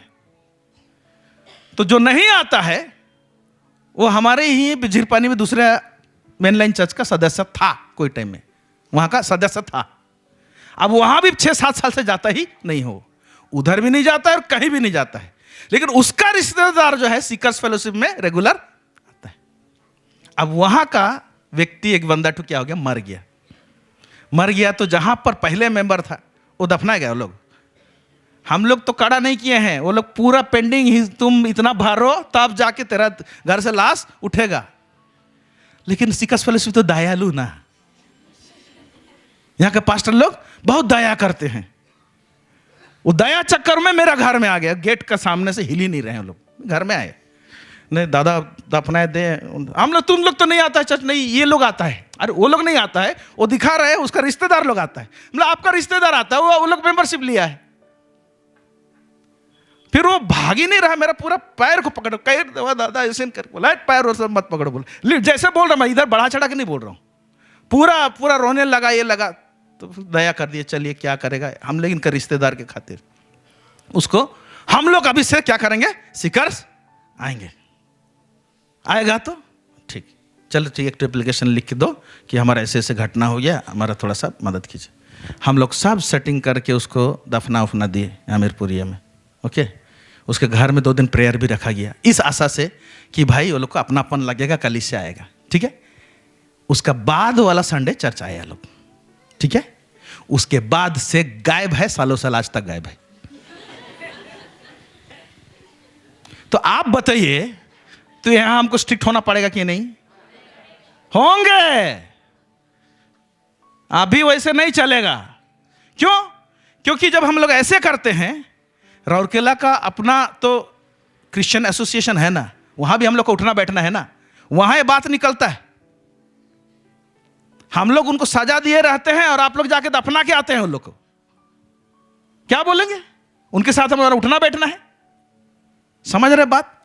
तो बहुत सारा चीज विश्वासी स्तर में आपको समझना समझ में नहीं आएगा, लेकिन जब हाँ जहां पर हम हैं वहां से कितना सारा समस्या हमको फेस करना पड़ता है। यहां तक भी दया माया किए कि कोई एक परिवार का लाश का, हमारे चर्च के नहीं है, लाश उठाने नहीं आए, क्या विनती कर दी उस बेचारे को। रोड का साइड में लोग का जमीन था, ठीक रोड का साइड में, है ना। रात का टाइम में, शाम हो गया, कोई घर में लाश नहीं उठाने आ रहे, तो चलो जाके प्रार्थना उतना करके लेकर आए। रोड का साइड में मैं दफनाया हूं, मुझे मालूम है, प्रार्थना उतना करके। तो ऐसे दया का गलत इस्तेमाल तो नहीं होना चाहिए। हेलो, समझ में आ रहा है? तो किसी को बार बार समझा रहे हैं, उस लेवल से जाता है और कलीसिया की भी नहीं सुनता, तो ये मेंबरशिप रहना और नहीं रहना को कोई मतलब नहीं है। और मेंबरशिप हम दफनाने के लिए हम रह रहे हैं, ये भी ठीक नहीं है। हम कलीसिया का दृष्टिकोण प्रभु का क्या है? देखिए, वो तेजस्वी कलीसिया बनाना चाहता है और हमारा दिमाग कब्र में है। वो क्या बनाना चाहता है? और हमारा दिमाग कहाँ है? कब्र मिलेगा कि नहीं, है ना। एक कब्र मिलेगा कि नहीं चक्कर में तो बैकस्लाइड होते हैं लोग। कब्र नहीं मिलेगा, शादी में नहीं बैठेंगे, आपका ये मरण, इसी को तो लोग पकड़ते हैं। तो इसका मतलब एक बंधन में है हम। हालेलुया। अरे हमारे पुरखे लोग मसीह के लिए जान दे दिए, उनको कब्र नहीं मिला, उनका लोथ, उनका मांस को चील कौवे खा दिए। ऐसे भी लोग हैं, प्रभु के राज में अपना जान को दे दिए, और हम लोग वो कब्र के लिए मरते हैं। ये गलत बात है ना। इसीलिए ये इस साल से अभी हम लोग का मेंबरशिप फॉर्म भी रिवाइज होगा धीरे से। बहुत सारा चीज उसको टाइम लग रहा है, उसको बनाएंगे। बहुत सारा डाटा हमको सही ढंग से हमको रखना है। हालेलुया। तो क्या बोल रहा है? अन्य जाति और मसूल लेने वाले जैसा जान। अभी रिसेंट का घटना है, एक चीज है, बड़ा हद हो गया हमारे बीच में है। एक परिवार में उनका मेंबरशिप यहां है, उस परिवार में बेटी एक अविश्वासी के साथ में शादी कर लिया। कुछ साल पहले शादी भी कर लिया है, हम लोग को मालूम नहीं, घर वालों को मालूम है। बताना चाहिए कि नहीं? पास्टर भूल हो गया, ऐसे ऐसे कर दिया, अब रास्ता दिखाइए, क्या करेंगे? बोलने से हम बताएंगे, सब उसको सरियाया जा सकता है ताकि उसका जीवन आगे बेहतर हो सकता है। और लड़का आना जाना कर रहा है, और पूछने से क्या बोलते हैं? दोस्त है, दोस्त है, दोस्त है। अच्छा ठीक है, दोस्त है। उसे ज्यादा पूछने से चिड़चिड़ाते हैं घर वाले, है ना। हम लोग को मालूम नहीं, कार्ड छाप के भोजी भात भी खा दिए पूरा गांव। हेलो। और हम लोग को भोजी भात खाने के बाद में इधर उधर से पता चला अगवा लोग। अब ऐसे को ऐसे कैसे छोड़ेंगे बताइए हम? ये ठीक है क्या? आप लोग बताइए ना तो ऐसे छोड़ देंगे, सब लोग ऐसे करो। ठीक है, बच्चा भूल किया या तो गलती हुआ, तो क्या हम लोग क्या मारेंगे, काटेंगे क्या उसको आगे का रास्ता कैसे सेटल हो सकता है ना, प्रभु में कैसे बढ़ सकता है, उसका आगे का रास्ता क्या है, प्रभु क्या सोचता है। यहां तो हम लोग का कलीसिया में कितने सारे लोगों का शादी तरीके से नहीं हुआ, तो प्रभु का प्रेम को चखे, जाने बोल के आने वाले दिनों में कलीसिया के कितने अगुए लोग, लेमन लीडर लोगों के बीच में, प्रभु का दास लोगों के बीच में उनको बुलाए, उनको मैसेज दिए। पिछले दिनों में 2 बार 3 बार, उसमें कम से कम एक बार 15 जोड़ा था ना, 15-16 जोड़ा था, और एक बार 7-8 जोड़ा था, यहां पर बुलाए, क्योंकि प्रभु उनको भी प्यार करता है। यहां बुलाए, उनको मैसेज उनको दिए, उनको अच्छा से हम लोग फूल पकड़ाए, वो जो वाचा नहीं बांधे थे प्रभु को उपस्थिति में वाचा बंधवाए। यहीं पर हमारे सारे ब्रांच फेलोशिप के अगुए लोग, लीडर लोग आए थे, कुछ लोगों को बुलाए थे ताकि सबके पास में उनका क्या हो, मान्यता हो। तो सेटलमेंट करने का तरीका है, लेकिन आदमी छुप के भागेगा, है ना, इवन भोजी भात भी खिला देगा कार्ड छाप के, तो हम तो बंदर बन गए। हेलो, वो कहानी कैसे है? 2 ठो बंदर और एक बिल्ली है कि 2 बिल्ली एक बंदर है? हैं? 2 बंदर एक बिल्ली? नहीं नहीं नहीं नहीं, 2 बिल्ली है एक बंदर है ना? एक रोटी को बांट रहा है, दोनों को भाग भाग कर रहा है, जानबूझ के टुकड़ा करके एक दूसरे साइड में तराजू में ज्यादा डाल देता है, बोले इधर ज्यादा हो गया, उधर से खा लेता है फिर इधर डालता है, इधर ज्यादा हो गया, इधर से खा लेता है ना? लास्ट में क्या होता है? बंदर का पेट भर जाता है, बिल्ली खाली पेट भागता है वहां से, है ना? इसमें हम बंदर नहीं, हम बिल्ली हो गए लगता है जितने पास्टर लोग सब बिल्ली हो गए। नहीं, ऐसा ठीक नहीं है, ऐसा ठीक नहीं है। इसीलिए हम बता रहे हैं इस बात को। कुछ भी समस्या हो आपके घर में, कुछ भी मैटर हुआ है कि नहीं, आके बताइए, उसका क्या करेंगे? रास्ता निकालेंगे, है ना? प्रभु तो प्यार करता है ना भाई, है? प्रभु प्यार करता है ना, लेकिन ढीठ होके भागेगा तो उसका भविष्य क्या होगा? खराब हो जाएगा, है ना? कितना पेचीदा पेचीदा चीज सबका रास्ता परमेश्वर निकाला है, हुआ है।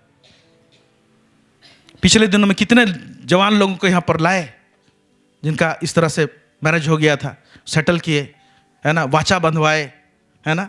उनको फूल गुच्छा पकड़ाए, प्रभु के दास लोग उनके ऊपर हाथ रखे, ब्लेस किए, ताकि उनके जीवन में किसी प्रकार का कोई मन में, दिल में द्वंद्व ना रहे, और बोले उनको कि आप लोग कलीसिया का एक अंग हैं, जाओ करो, सेवा करो, हालेलुया।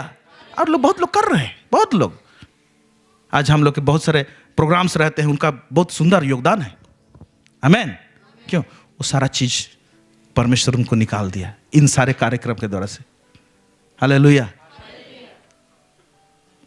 वो सब सेटलमेंट वाला मीटिंग में कितने लोग आए थे जिनको इनवाइट किया था? हाथ उठाइए, तो बुलाए थे ना अगुआ लोग को, जोर से हाथ उठाइए। हाँ, यहाँ से कुछ कुछ लोगों को आए थे, बुलाए थे, ठीक है? और सारे ब्रांच फेलोशिप से अगुआ लोग आए थे, हमारे प्राय पासवान लोग थे यहाँ पर, आमीन। तो प्रभु आशीष करता है। तो कलीसिया इस प्रकार से प्रभु लेके जाना चाहता है, हेलो। तो आने वाला दिन में टाइट करेंगे कि नहीं? करेंगे, पक्का करेंगे, है ना? सस्पेंड भी करेंगे। हाँ, तो कैसे सस्पेंड नहीं करेंगे? पूरा भोजी भात भी खिला देगा, हमको मालूम है नहीं वो इससे नहीं, ये बात नहीं कि हमको नहीं खिलाया बोल के, नहीं है कि नहीं, लेकिन ऐसा नहीं होना चाहिए, जानकारी होना चाहिए, हालेलुया। और ये आखिरी दिन जो है ना, ये बहुत डेंजरस है। क्या डेंजर है और कैसे डेंजर है देखेंगे। यीशु मसीह ने हम लोग को धर्मी ठहराया है। हम 2 धर्मी व्यक्ति के विषय में उदाहरण देखेंगे। आइए, रोमी उसका 4:3, ओके? रोमी 4:3 पढ़ रहा हूं आपके लिए। पवित्र शास्त्र क्या कहता है? यह कि अब्राहम ने परमेश्वर पर विश्वास किया और वह उसके लिए धार्मिकता गिना गया। ओके? 2 भेड़ के विषय में देखेंगे। अब्राहम को इस समय भेड़ के समान रखते हैं। तो यहां पर एक भेड़ है, प्रभु का जन है, जिसको परमेश्वर धर्मी ठहराया है। कैसे? विश्वास के द्वारा से, हालेलुया। ओके, विश्वास के द्वारा से, विश्वास करता धर्मी, इसको धर्मी बोल रहा है। बाइबल इतना जान रहा है कि इसको धर्मी बोल रहा है। दूसरा और एक व्यक्ति जो इसी के साथ में था, वो है लूत। दूसरा पत्रस 2:7 से लेकर 8 यहां पर लिखा हुआ है। और धर्मी लूत को, कौन सा लूत को? बाइबल ही बोल रहा है। और धर्मी लूत को, जो अधर्मियों के अशुद्ध चाल चलन से बहुत दुखी था, छुटकारा दिया, क्योंकि वह धर्मी उनके बीच में रहते हुए और उनके अधर्म के कामों को देख देख कर, सुन सुन कर हर दिन अपने सच्चे मन को पीड़ित करता था। यहां तो बड़ा अच्छा लग रहा है लूत के विषय में सुनने के लिए, लेकिन दोनों भेड़, अब्राहम भेड़ और लूत भेड़ में फर्क है। उसको भी धर्मी बोलता है परमेश्वर, इसको भी धर्मी बोलता है। अब दोनों के साथ में क्या हुआ, हम लूत के विषय में देखेंगे विशेष करके। लूत जो अब्राहम का भतीजा है, परमेश्वर ने जब अब्राहम को कहा तू अपने देश से निकल और जो देश में चला जा जिसको मैं दिखाऊंगा, और पहले नहीं बताया कौन देश को, वो विश्वास से निकला बोल के इब्रानी 11 अध्याय हम लोग देखते हैं। कहां जाता है उसको नहीं मालूम था, लेकिन विश्वास से निकला, आगे बढ़ा। जब निकला तो उसका भतीजा लूत को भी लेके निकला। और परमेश्वर ने अब्राहम को जब आशीष दिया तो अब्राहम के साथ लूत था, तो लूत को भी आशीष दिया। अब्राहम के भेड़ बकरी वो लोग क्या हुए? बढ़े। तो लूत की भी भेड़ बकरी बढ़े। फिर दोनों में झगड़ा नहीं हुआ है, दोनों का नौकरों के बीच में झगड़ा हुआ, भेड़ चरवाहों के बीच में। तो फिर बात यह फैसला हुआ कि हम लोग क्या हो जाते हैं? अलग हो जाते हैं। तो अब्राहम इस बात को रखता है। तो देखिए, विश्वासी जीवन में, धार्मिकता के मार्ग में हमारे पास निर्णय लेने के लिए फ्री विल, स्वेच्छा है कि हम लोग क्या निर्णय ले।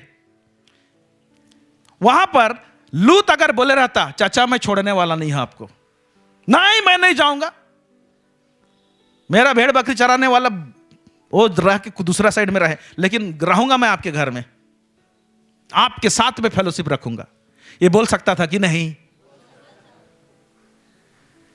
तो जैसे हमने देखा कि कलीसिया में हमारा कारोबार कैसे हो, तो अभी इसको ऑप्शन मिला कि ये आत्मिक जीवन में उसका कारोबार कैसे हो। तो उसने क्या निर्णय लिया? उसने देखा उत्पत्ति 13 उसका 10 से 13, देखिए पढ़ेंगे, मैं पढ़ रहा हूं आपके लिए। उत्पत्ति 13 उससे 10 से 13। तब लूत ने आंख उठाकर, जब वो लोग अलग हो गए, यरदन नदी के पास वाली सारी तराई को देखा कि वह सब सिंची हुई है।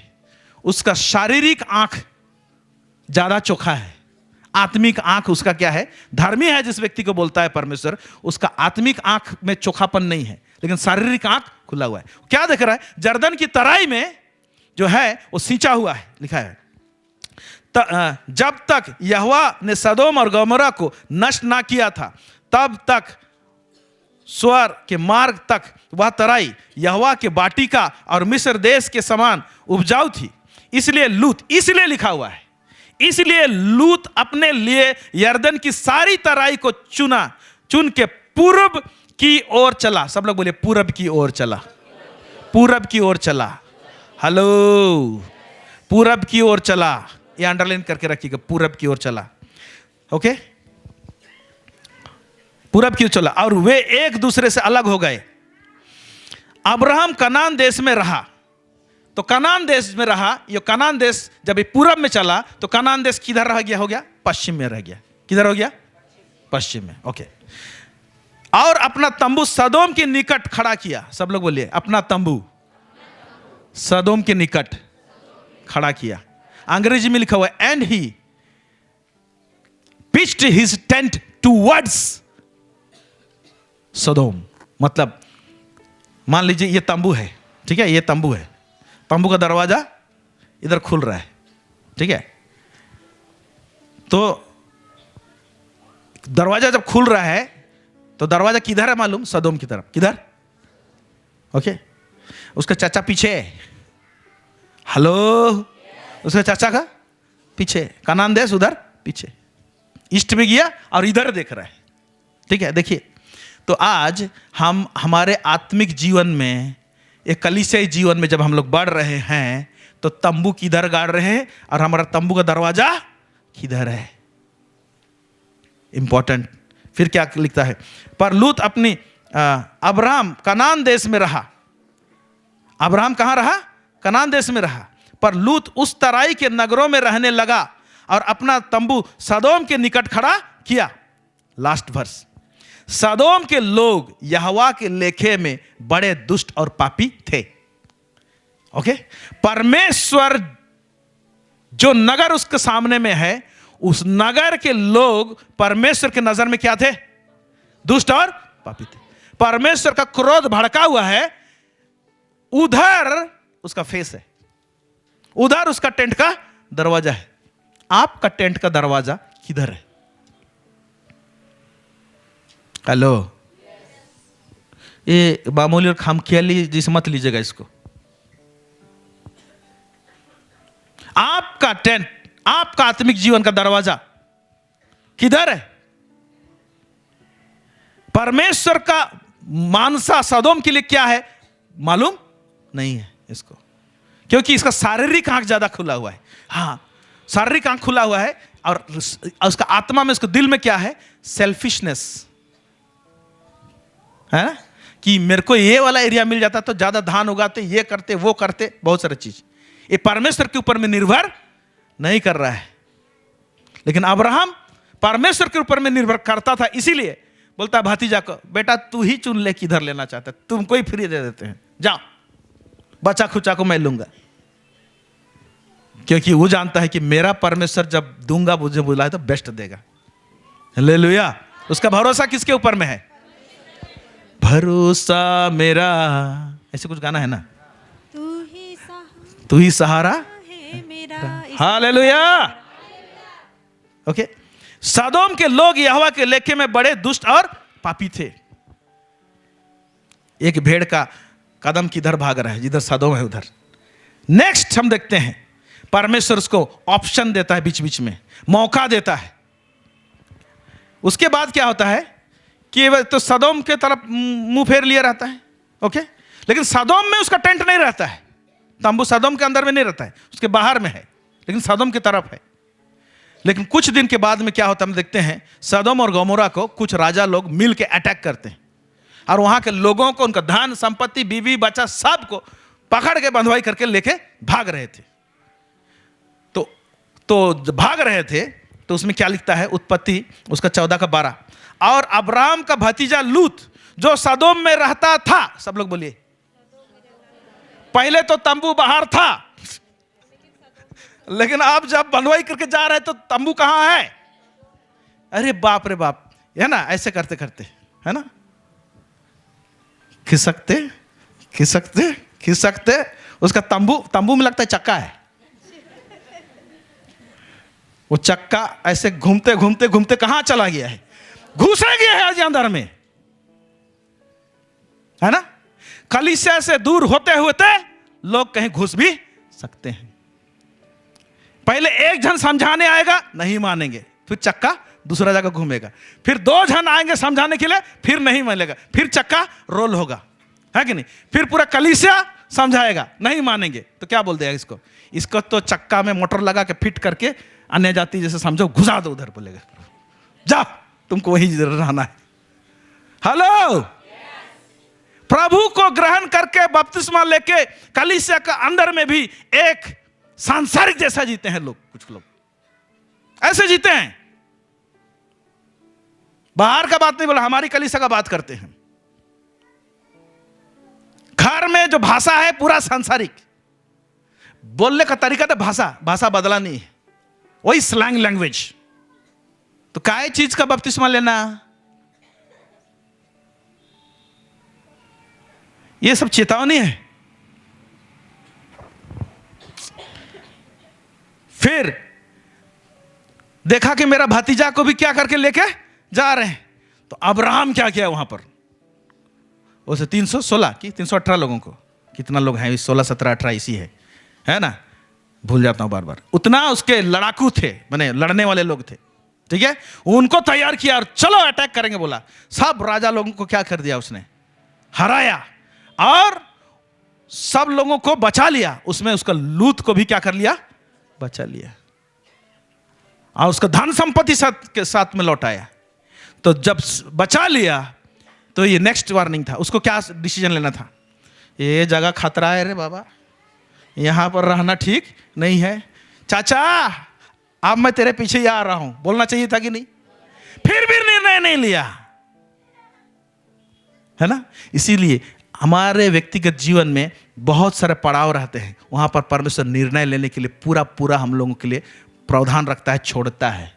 आपके डिसीजन के ऊपर में प्रभु काम करेगा, जबरदस्ती कान नहीं मरोड़ेगा। हम लोग को परमेश्वर स्वतंत्र इच्छा दिया है, किधर इच्छा कर रहे हैं, हमारा इच्छा झुकाव किधर है, समझ रहे हैं आप बात को, है ना। फिर भी रह गया। फिर एक दिन आया कि अब सदोम और गमोरा को नाश किया जाएगा। परमेश्वर बताता है किसको, अब्राहम को, कि मैं उसको नाश करने जा रहा हूं। कैसे नहीं बताऊं, है ना। ये बताने के पीछे भी एक मकसद है ना। उसको तो समझाने से समझ में नहीं आ रहा है, चलो उसका चाचा को ही समझा देते हैं। चाचा रिक्वेस्ट करता है 50 लोग धर्मी होंगे तो बचाएंगे, हाँ मैं बचाऊंगा। फिर 40 लोग, ऐसे करके 10 तक उतर गया।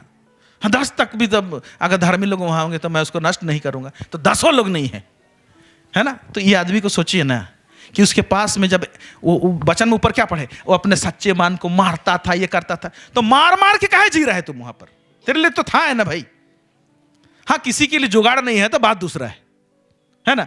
लेकिन तेरे पास तो ऑप्शन है ना, इतना जमीन पड़ा हुआ है। तेरे चाचा जब तेरे को उस देश से निकाल कर लेकर आया, आज तुम बोलता है चाचा मेरे को यहां पर रहना ठीक नहीं लग रहा है, मेरे इर्द गिर्द में ऐसे लोग हैं, आपके पास इतना जमीन है, मुझे नहीं चाहिए धन संपत्ति,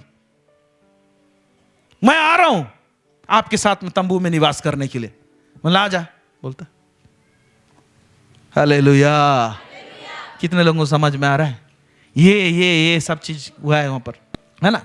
लेकिन लूत का अब तक मुझे देखा है ना, ये एक्सट्रीम नहीं है। एक्सट्रीम क्या हो गया? लूत, जिसको परमेश्वर ने धर्मी बोला था, उसका रिजल्ट क्या होगा देखिए।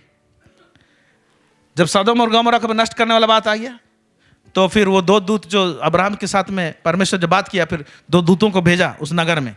ओके, उत्पत्ति 19 उसका 1। सांझ का वे 2 दूत सदोम के पास आए और लूत सदोम के फाटक के पास बैठा था। फाटक के पास बैठा था, अभी भी सदोम में ही है। इतना भी होश नहीं आया कि भाई यहां पर रहना डेंजर है, भागो यहां से, चाचा के पास जाता हूं, धर्मी चाचा के पास जाता हूं। हालेलुया। एक अच्छा फेलोशिप को क्या करता हूं? खोज लेता हूं। एक अच्छा संगति को मैं खोज लेता हूं। ये होश नहीं आया। या एक अच्छा कलीसिया को खोज। कलीसिया मतलब सिर्फ सीकर्स फेलोशिप संडे को यहां जमा होते हैं नहीं, पड़ोसी 4 लोग अब जमा होते हैं, 4 परिवार जमा होते हैं, वो भी कलीसिया है। आपका परिवार में बैठते हैं 4 लोग, वो भी एक छोटा सा कलीसिया है।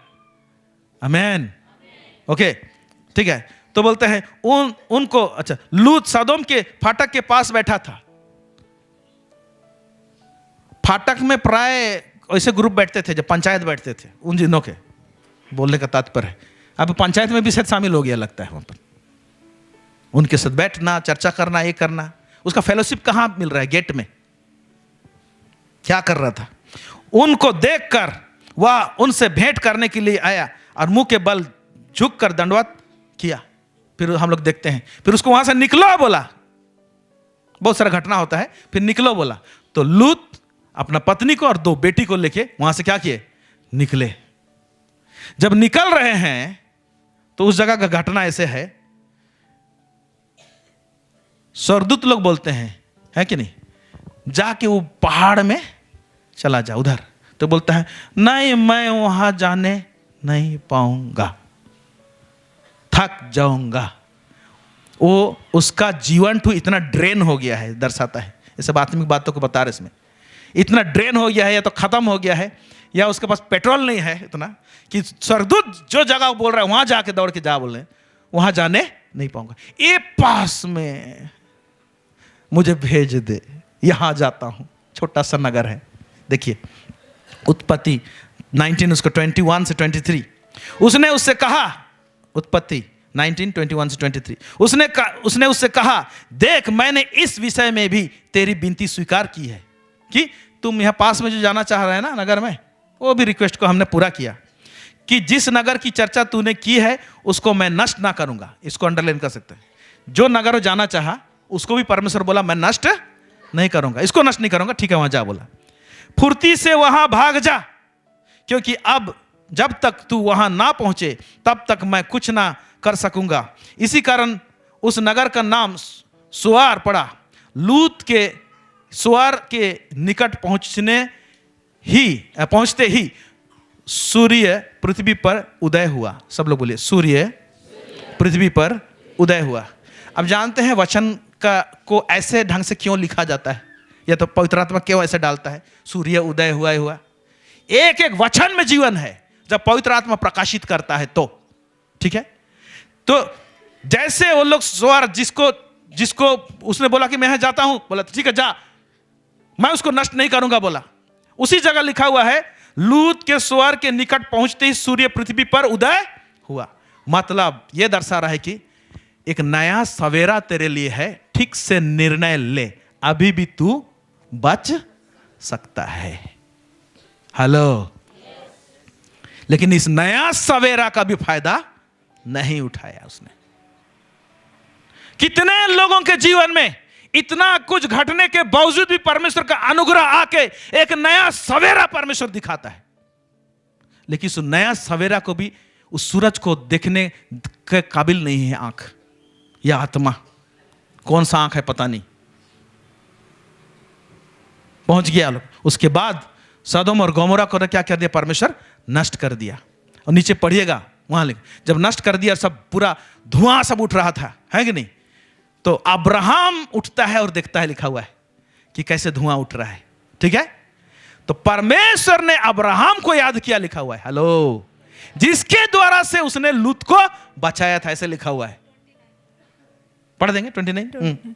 और ऐसा हुआ कि जब परमेश्वर ने उस तराई के नगरों को जिनमें लूत रहता था हाँ। उलट पुलट कर नष्ट किया, तब उसने अब्राहम को याद करके, तब परमेश्वर ने अब्राहम को इसका मतलब परमेश्वर ने दो धर्मी में से एक धर्मी को क्या कर रहा है, याद कर रहा है, याद कर रहा है, याद कर रहा है। जब परमेश्वर याद कर रहा है तो मैं समझता हूं इस नया सवेरा में लूत को भी याद करना चाहिए था, उसका चाचा को। बहुत कुछ हो गया है कि नहीं, सब कुछ खत्म हो गया। उसका पत्नी तो नमक का खंबा बनी, माने देखो नष्ट ही नष्ट हो जा रहा है ना। उसका बीवी भी उसका हाथ से निकल गया। अगर बीवी से प्यार करने जाएगा तो क्या करेगा, नमक को खाना पड़ेगा, हेलो, है ना? नमक का खंबा बन गया है। कितना भयंकर चीज हो गया इसके में। अब परमेश्वर किसको याद कर रहा है, अब्राहम को। इस नया सवेरा में इसको याद करना चाहिए, कितना सुंदर दिन था, मैं अपने चाचा के साथ में रहता था। दोनों को धर्मी बोला है, लेकिन इसका धार्मिकता का जो बैटरी है ना और ज्यादा डाउन हो रहा है, डाउन हो रहा है। फिर उसके बाद में उसका धार्मिकता आई थिंक टोटल खत्म हो चुका है, आई थिंक नहीं, टोटल खत्म हो चुका है ना। हाँ, यहां पर पढ़ते हैं उत्पत्ति 19 उसका 30 से 32।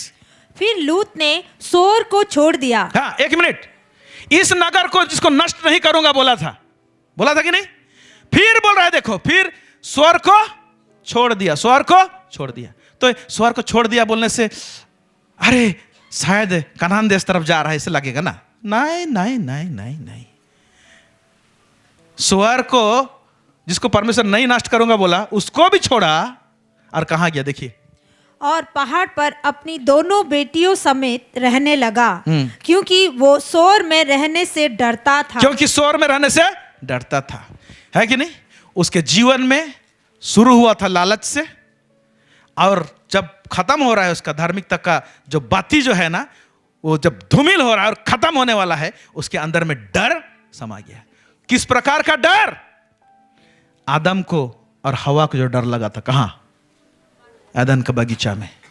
डर के कारण से छुप रहा था लोग परमेश्वर से, है ना। इसको डर लग रहा है। आगे पढ़ेंगे। इसलिए वो और उसकी दोनों बेटियां वो एक गुफा में रहने लगे। हाँ, इसके बाद में भी उसका चुनाव था कि उसका चाचा के पास में जा सकता था, लेकिन इसके बाद में भी कहां जा रहे हैं? गुफा में, है ना। गुफा होता है जानवर लोगों के साथ, जानवर लोगों का रहने का स्थान होना चाहिए, चमगादड़ लोगों का, जहां पर गंध और बास आएगा ना। गुफा में रहने लगा, यानी अब उसका जिंदगी ये दर्शा रहा है जानवर जैसे होगा। कैसे होगा? जानवर जिसका विवेक नहीं रहता है, और वैसे ही हुआ। पढ़िए। तब बड़ी बेटी ने छोटी से कहा, हमारा पिता बूढ़ा है और पृथ्वी भर में कोई ऐसा पुरुष नहीं जो संसार की रीति के अनुसार हमारे पास आए, इसलिए हम अपने पिता को दाख मधु पिलाकर उसके साथ सोए, जिससे कि हम अपने पिता के वंश को बचाए रखें। बेटी लोगों का तो बुद्धि भ्रष्ट हो गया है। बाप को उसने दाख मधु पिलाया, नशा में डाला, और उसका खुद का बेटी लोग क्या किया? उसके साथ में सोया। क्या ये जानवर वाला जिंदगी नहीं है? हेलो, गुफा का जिंदगी कहां था, किसके साथ में, और सरकते सरकते किस हद तक चला गया। उसके लिए परमेश्वर मौका देके एक नया सवेरा दिया जिसमें सूरज को भी देखता है। और ऐसे मौका आज मिलता है कलीसिया में बहुत लोगों को, लेकिन उस सूर्य के किरण को अपनाने के बजाय गुफा में चले जाते हैं लोग। जितना भी चेतावनी दो, कितना भी नहीं। आज परमेश्वर बात कर रहा है, हर संडे बात करता है। आज देखिए, आज प्रभु सुबह सुबह वो दर्शन क्लियरली दिखाया, सुबह 4 बजे, और ये मैसेज दिया है क्यों कुछ कुछ स्ट्रक्चर सब टूटा हुआ है, वो सब रिपेयर होना है। फास्टिंग प्रेयर में हम लोग आखिरी दिन में सुने थे 31 को कि वेदी रिपेयर होना है। घर का वेदी को रिपेयर कर लीजिए, अपने पारिवारिक जीवन का वेदी को रिपेयर कर लीजिए। और मालूम उससे जो वंश निकले वो वंश कांटा बन गया इजरायलियों के लिए। उसमें से वंश हुए जो पैदा हुए वो एक है मोआब और एक है अमोन, जो अमोरी कहलाए और मोआबी कहलाए। हेलो, इनके जो संतान हुए ना, तो ये लोग मोआबी और अमोनी। आज मैं मैप विश्व में देख रहा था कि इसका लोकेशन कहाँ है। कानान देश का ईस्ट में, पूरब में, कानान देश का पूरब में, जिधर पूरब तरफ देखा था, भागा था, उधर ही मोआबी लोग और अमोनी लोग बस गए, है ना। उसका चाचा पश्चिम तरफ वो लोग कभी ये लोग मूव नहीं किए। जा सकते थे या जा सकता था कौन? लूत। वहां बस गए। और ये मुआब का ही राजा क्या किया? बालम को हायर किया था। किसको श्राप देने के लिए? है इजराइल को, यानी अब्राहम के वंश को श्राप देने के लिए। देखिए कहां शुरू होकर रिजल्ट, जिसको दोनों को धर्मी कहा, धर्मी का धार्मिकता जो लूत का तो गया खत्म, उसका वंश ऐसे चला गया कि उन लोग में कोई धार्मिकता नहीं है। जो धार्मिक व्यक्ति को अब श्राप देने के लिए वो लोग भी रेडी है। आत्मिक जीवन यहां तक नष्ट हो सकता है और एक पारिवारिक जीवन यहां तक पतन हो सकता है कि उसका जेनरेशन आशीष देने वाला व्यक्ति नहीं बनेगा, लेकिन वो श्राप देने वाला व्यक्ति बन जाएगा। डेंजरस। बालम को हायर करता है श्राप दो बोल के, और बालम फिर बुद्धि बताता है मोआब का राजा को, एक काम करो, तुम्हारी स्त्रियों को ना उनके बीच में भेजो, वे विचार करेंगे, इंटर मैरिज होगा। फिर वो लोग, इजरायली लोग का जो पुख्तापन था ना, इसी कारण से ना फिर इजरायली लोगों का क्या हो गया? पतन होने लगा, है कि नहीं। इवन इतना ये लोग ऐसे हो गए कि अब्राहम के वंश वाला लोग भी टिकने नहीं पा रहे, ऐसे दुष्टता में चले गए। फिर अमोरी लोग एक देवता को बांधते थे, मोलेक बोल के, और उस देवता को क्या करते थे ना, अपने ही खुद के बच्चे को ना बलि चढ़ाते थे। कहां पर? आग में फेंक देते थे। और इसको भी धीरे से इजरायली लोग अपनाए। सोचिए कि ये लोग लूत कहां शुरू किया और उसका जनरेशन कहां खत्म हो रहा है। कितना डेंजर। इसलिए चेक कीजिए कौन सा दिन आपको नया सवेरा दिया है परमेश्वर, तो उस जगह में रॉन्ग डिसीजन मत लीजिए, गलत डिसीजन मत लीजिए। लौट आइए प्रभु के पास में। ये सारा कारोबार में भी बोलेंगे हमारा यीशु इतना महान और परमेश्वर इतना अनुग्रहकारी है कि नहीं।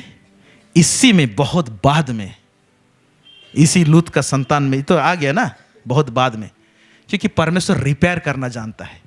आज रिपेयर होने की आवश्यकता है। मालूम, इसी मोआबी में से हम लोग एक व्यक्ति को पाते हैं जिसका नाम है रूत। हालेलुया। जो एक मोआबिन था, परमेश्वर ने उसको बुला के कनान में लेकर आया। हालेलुया। और उसको स्थिर किया, बोआज को दिया, एक अच्छा स्पिरिचुअल गाइड करने वाला को दिया। क्योंकि रूत जो है ना, उसने नया सवेरा वाला जो डिसीजन है, जब उसका सास बोला तुम लोग चले जाओ अपने विरादरी में, है ना, तो और एक जन जो बहू था वो बोला वो तो चली गई, लेकिन बोला तेरा परमेश्वर मेरा परमेश्वर। निर्णय ऐसे होना चाहिए, तेरे लोग मेरे लोग होंगे। लूत को बोलना चाहिए मेरा चाचा है, मैं जाऊंगा, ऐसे बोलना चाहिए था, है कि नहीं। लेकिन बहुत बाद में उस में से एक जन ऐसे डिसीजन लेता है, प्रेज गॉड, तेरे लोग मेरे लोग, तू जहां जाएगी मैं तेरे साथ रहूंगा, तू जहां मारेगी मैं वहां मारूंगी। इस प्रकार का नया सवेरा में डिसीजन होना चाहिए। और इसीलिए परमेश्वर ने रूत को ब्लेस किया और लेकर आया, बोआज दिया, और उससे जो बच्चे लोग उत्पन्न हुए, रूत को परमेश्वर इतना बड़ा गरिमा दिया, वो दाऊद राजा का दादी बनी। Praise the Lord. ताली बजाए मसीह के लिए। दाऊद राजा का दादी बना। प्रेज गॉड, है ना। ये है परमेश्वर का प्रेम जो सेटलमेंट करता है, लेकिन सेटलमेंट करने के लिए निर्णय आपका होना है। हम थप्पड़ मार के क्या करेंगे, हम गला पकड़ के क्या करेंगे आपका, लेकिन कुछ कुछ जगह में तो हमको क्या करना पड़ेगा। उस जगह परमेश्वर डंडा दिया है ना, अगुओं के द्वारा से डंडा आएगा, एक्शन लेंगे, और बिना बता के आप भोजी भात करके खत्म कर देंगे, है कि नहीं, तो मेंबरशिप रहने का कोई जरूरत नहीं है। क्या जरूरत है फिर, मैंने क्या मतलब अगुआ लोग कुछ नहीं है, हमारे कलीसिया भी कुछ नहीं है, हम जैसे चलेंगे उसे तो अगुआ, वहां तो मेंबरशिप रहना ही नहीं है ना। इसीलिए परमेश्वर आज कलीसिया का जो सोच विचार उसका बहुत विस्तृत है। आपको और हमको लेके परमेश्वर बड़ा स्ट्रक्चर खड़ा करना चाहता है। वो स्ट्रक्चर में, रूपरेखा में एक एक ब्लॉक्स इंटरलॉक होकर रहना चाहिए। Praise God, hallelujah. आप सब, हम सब इंटरलॉक होकर रहेंगे तो परमेश्वर इस कलीसिया को निश्चय और बढ़ाएगा। आमीन। आप लोग के द्वारा से बढ़ाएगा। आप लोग मामूली व्यक्ति नहीं हैं, लेकिन परमेश्वर जो एक नया सवेरा आपको दिखाता है, एक अलग अलग जगह में आपको मौका देता है निर्णय लेने के लिए, है ना। जैसे लूत के टाइम में बहुत जगह में उसको निर्णय लेने का मौका मिला, है ना। जब उसका चाचा बचा लिया उसका राजा से, वहां पर मिला था, है ना। उस समय भी देखने के लिए बोला किधर तुम लेगा बोल के बोला, तो बोला जिधर भी होगा वो सिंचा वाला जमीन तरफ नहीं चाहिए चाचा, मेरे को आपके साथ रहना है। उस जगह से शुरू हो सकता था, है कि नहीं। उसके बाद में जब उसको सदोम और गमोरा से निकाला, जोआर में रहने के लिए बोला, तो वहां भी रह सकता था, वहां निर्णय ले सकता था कि मैं चाचा के पास में लौट जाऊं, लेकिन वहां से वो लोग गुफा में चले गए। इस प्रकार का स्थिति परिस्थिति नहीं होना चाहिए। देखिए, आपको अपने आत्मा, अंतरात्मा, मन को टटोल के देखिए, कहीं गुफा की तरफ अगर डायरेक्शन अप है और नहीं सक रहे हैं, तो आके प्रभु के दास लोगों से मुलाकात कीजिए। हम लोग आपको मदद करेंगे ताकि आप गुफा में न चले जाएं, आप अब्राहम के साथ में कनान में रहना चाहिए। Praise God. प्रभु इस वचन में आप सबों का आशीष करें। आमीन। आइए सब अपने स्थानों में खड़े हो जाएंगे। Thank you Jesus, glory master, hallelujah. Thank you Lord, thank you Lord. आइए अपने हृदय को एक बार टटोल के देखें मेरे प्यारे भाई और बहनों, है ना। प्रभु का वचन कहता है, समय को बहुमूल्य समझो क्योंकि दिन बुरे हैं। आइए अपने हाथों को उठाइए। Thank you Jesus, thank you Lord.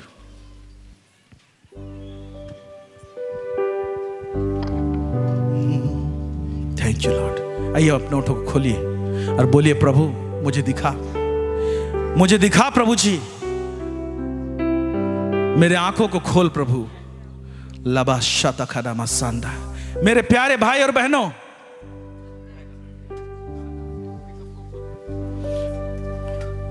जब एक गीत गाएंगे, सोचिए, आपको लगता है कि आप खुद से आपका ताकत नहीं हो रहा है, प्रभु के दासों से मुलाकात कीजिए, हम आपको मदद करेंगे। कुछ भी क्यों ना हो गया है, छुपा के मत रखिए। वो चीज कहीं आपको गुफा की ओर तो नहीं लेके जा रहे। दोनों व्यक्ति को परमेश्वर ने धर्मी कहा, अब्राहम को कहा, लूत को कहा।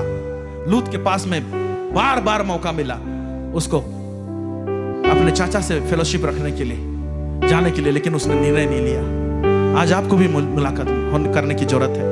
अगर आप अब्राहम के साथ में हैं तो सही बात है, अच्छी बात है, निश्चय प्रभु आपको उन्नति देगा। लेकिन कहीं इधर उधर भटक रहे हैं, सदोम और गमोरा में कहीं अटैक में आ रहे हैं, तो प्रभु आपको मदद करना चाहता है। नया सवेरा प्रभु आपको दिखाता है।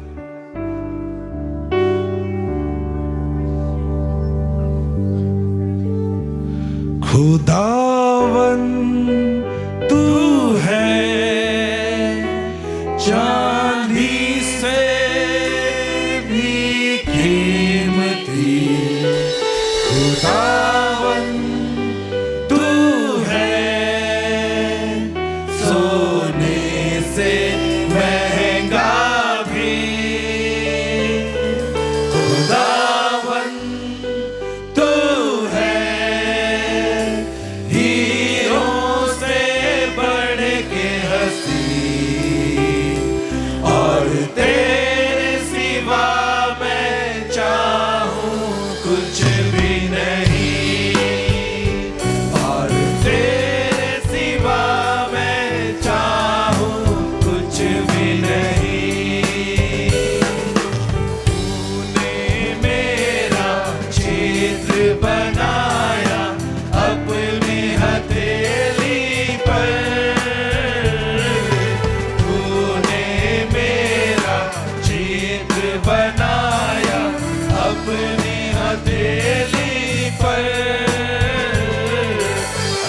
अग्नि बनकर बादल बनकर संभालेगा जिंदगी भर। अग्नि बनकर बादल बनकर संभालेगा जिंदगी भर। दुनिया सारी छोड़े मुझे, दुनिया सारी छोड़े मुझे, मुझको तू ना छोड़ेगा।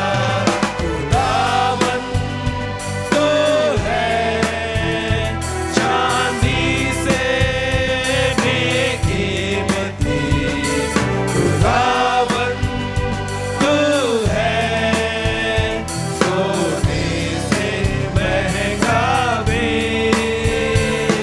खुदावन तू है हीरों से बढ़ के हसीन, और तेरे सिवा मैं चाहूं कुछ भी नहीं, और तेरे सिवा मैं चाहूं कुछ भी नहीं।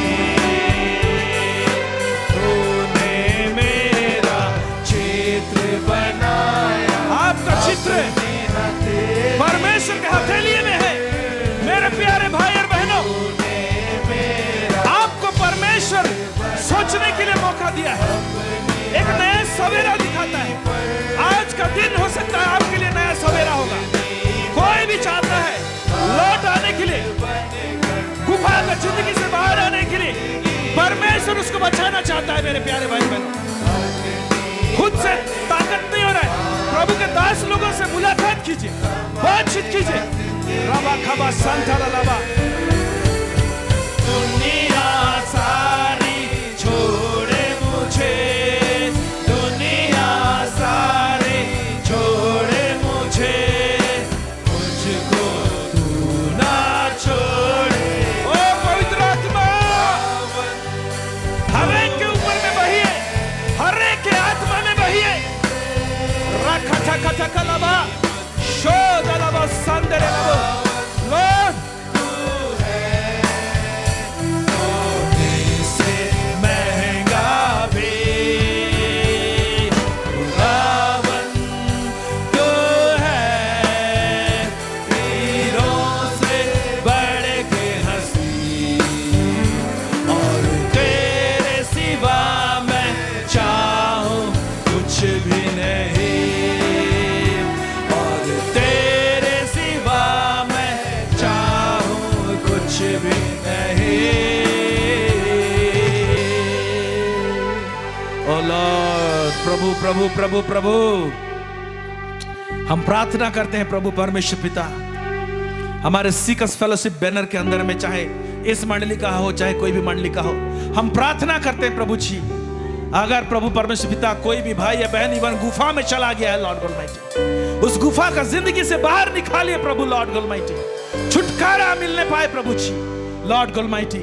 अंतरात्मा को प्रभु जी लॉर्ड अपने वचन के द्वारा से शुद्ध कर प्रभु जी लॉर्ड, एक स्ट्रॉन्ग निर्णय डिसीजन लेने के लिए प्रभु जी मौका दे लॉर्ड। आपके कलीसिया में लॉर्ड, आपके घराने के अंदर में प्रभु जी चाल चलन किस तरह से रहने पाए, उसको पकड़ने पाए प्रभु जी उस लय का लॉर्ड। हर एक लालच का स्पिरिट से छुटकारा दिला प्रभु जी, हर एक लोभ का स्पिरिट से छुटकारा दिला प्रभु जी, लड़ाई झगड़ा का स्पिरिट से छुटकारा दिला, जुबान को शुद्ध कर प्रभु परमेश्वर पिता। खाबा शाता खलाबा खाबा लॉर्ड, हम में से कोई भी व्यक्ति मुआवी के समान प्रभु जी लॉर्ड ऑलमाइटी श्राप देने वाला व्यक्ति नहीं होना चाहिए लॉर्ड। जहां पर प्रभु जी मुआव का राजा प्रभु जी बालन को हायर करता है प्रभु जी श्राप देने के लिए लॉर्ड, कितना प्रभु गिरा हुआ अवस्था हो गया प्रभु जी लॉर्ड ऑलमाइटी।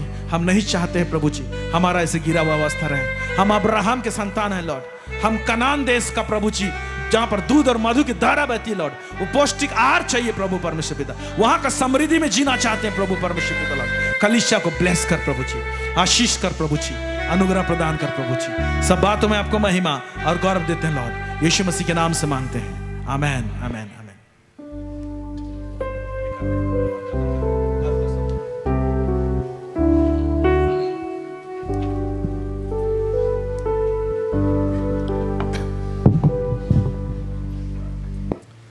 आइए हम अपनी भेंटों को अपने हाथों में ले लेंगे।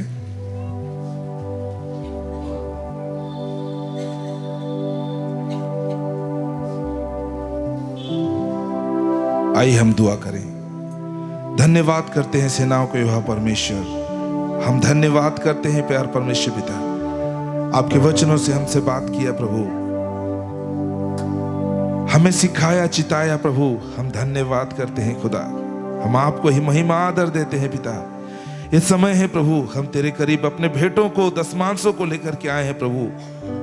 प्रभु जी तू ग्रहण कर प्रभु, और हम हर एक को भी ग्रहण कर पिता, कि आपकी महिमा में हम आपके उपयोगी होने पाए प्रभु। हम धन्यवाद करते हैं, हम सब महिमा आदर आपको देते हैं खुदा। यीशु मसीह के नाम में दुआ मांगते हैं, आमीन। हम लोग भेंट देख करके बैठ जाएंगे। यीशु तेरी दया से मैं जीवन जीता हूँ, यीशु तेरी कृपा से मैं आगे बढ़ता हूँ, यीशु तेरी दया से मैं जीवन जीता हूँ, यीशु तेरी कृपा से मैं आगे बढ़ता हूँ, इसलिए तेरे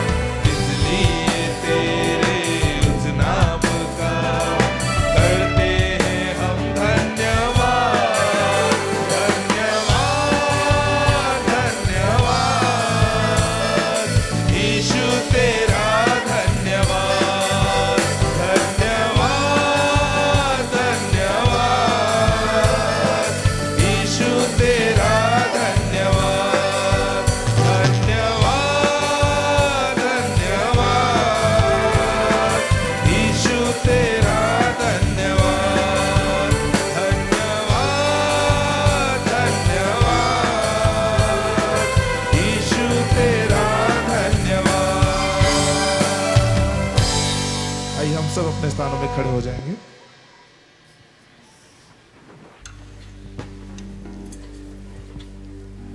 आइए हम सब एक साथ मिलकर प्रभु की प्रार्थना कहेंगे और आज की आराधना को समाप्त करेंगे। हे हमारे पिता, तू जो स्वर्ग में है, तेरा नाम पवित्र माना जाए, तेरा राज्य आए, तेरी इच्छा जैसे स्वर्ग में पूरी होती है वैसे पृथ्वी पर भी हो। हमारे दिन भर की रोटी आज हमको दे और हमारे अपराधों को क्षमा कर जैसे हम भी अपने अपराधियों को क्षमा करते हैं, और हमको परीक्षा में ना ला परंतु बुराई से बचा, क्योंकि राज्य और पराक्रम और महिमा सदा तेरी है। आमीन। और हमारे प्रभु यीशु मसीह का अनुग्रह, परमेश्वर का प्रेम और पवित्र आत्मा का सहभागिता हम सबों के साथ बनी रहे। आमीन। Praise the Lord. परमेश्वर हम सबों को आशीष करे।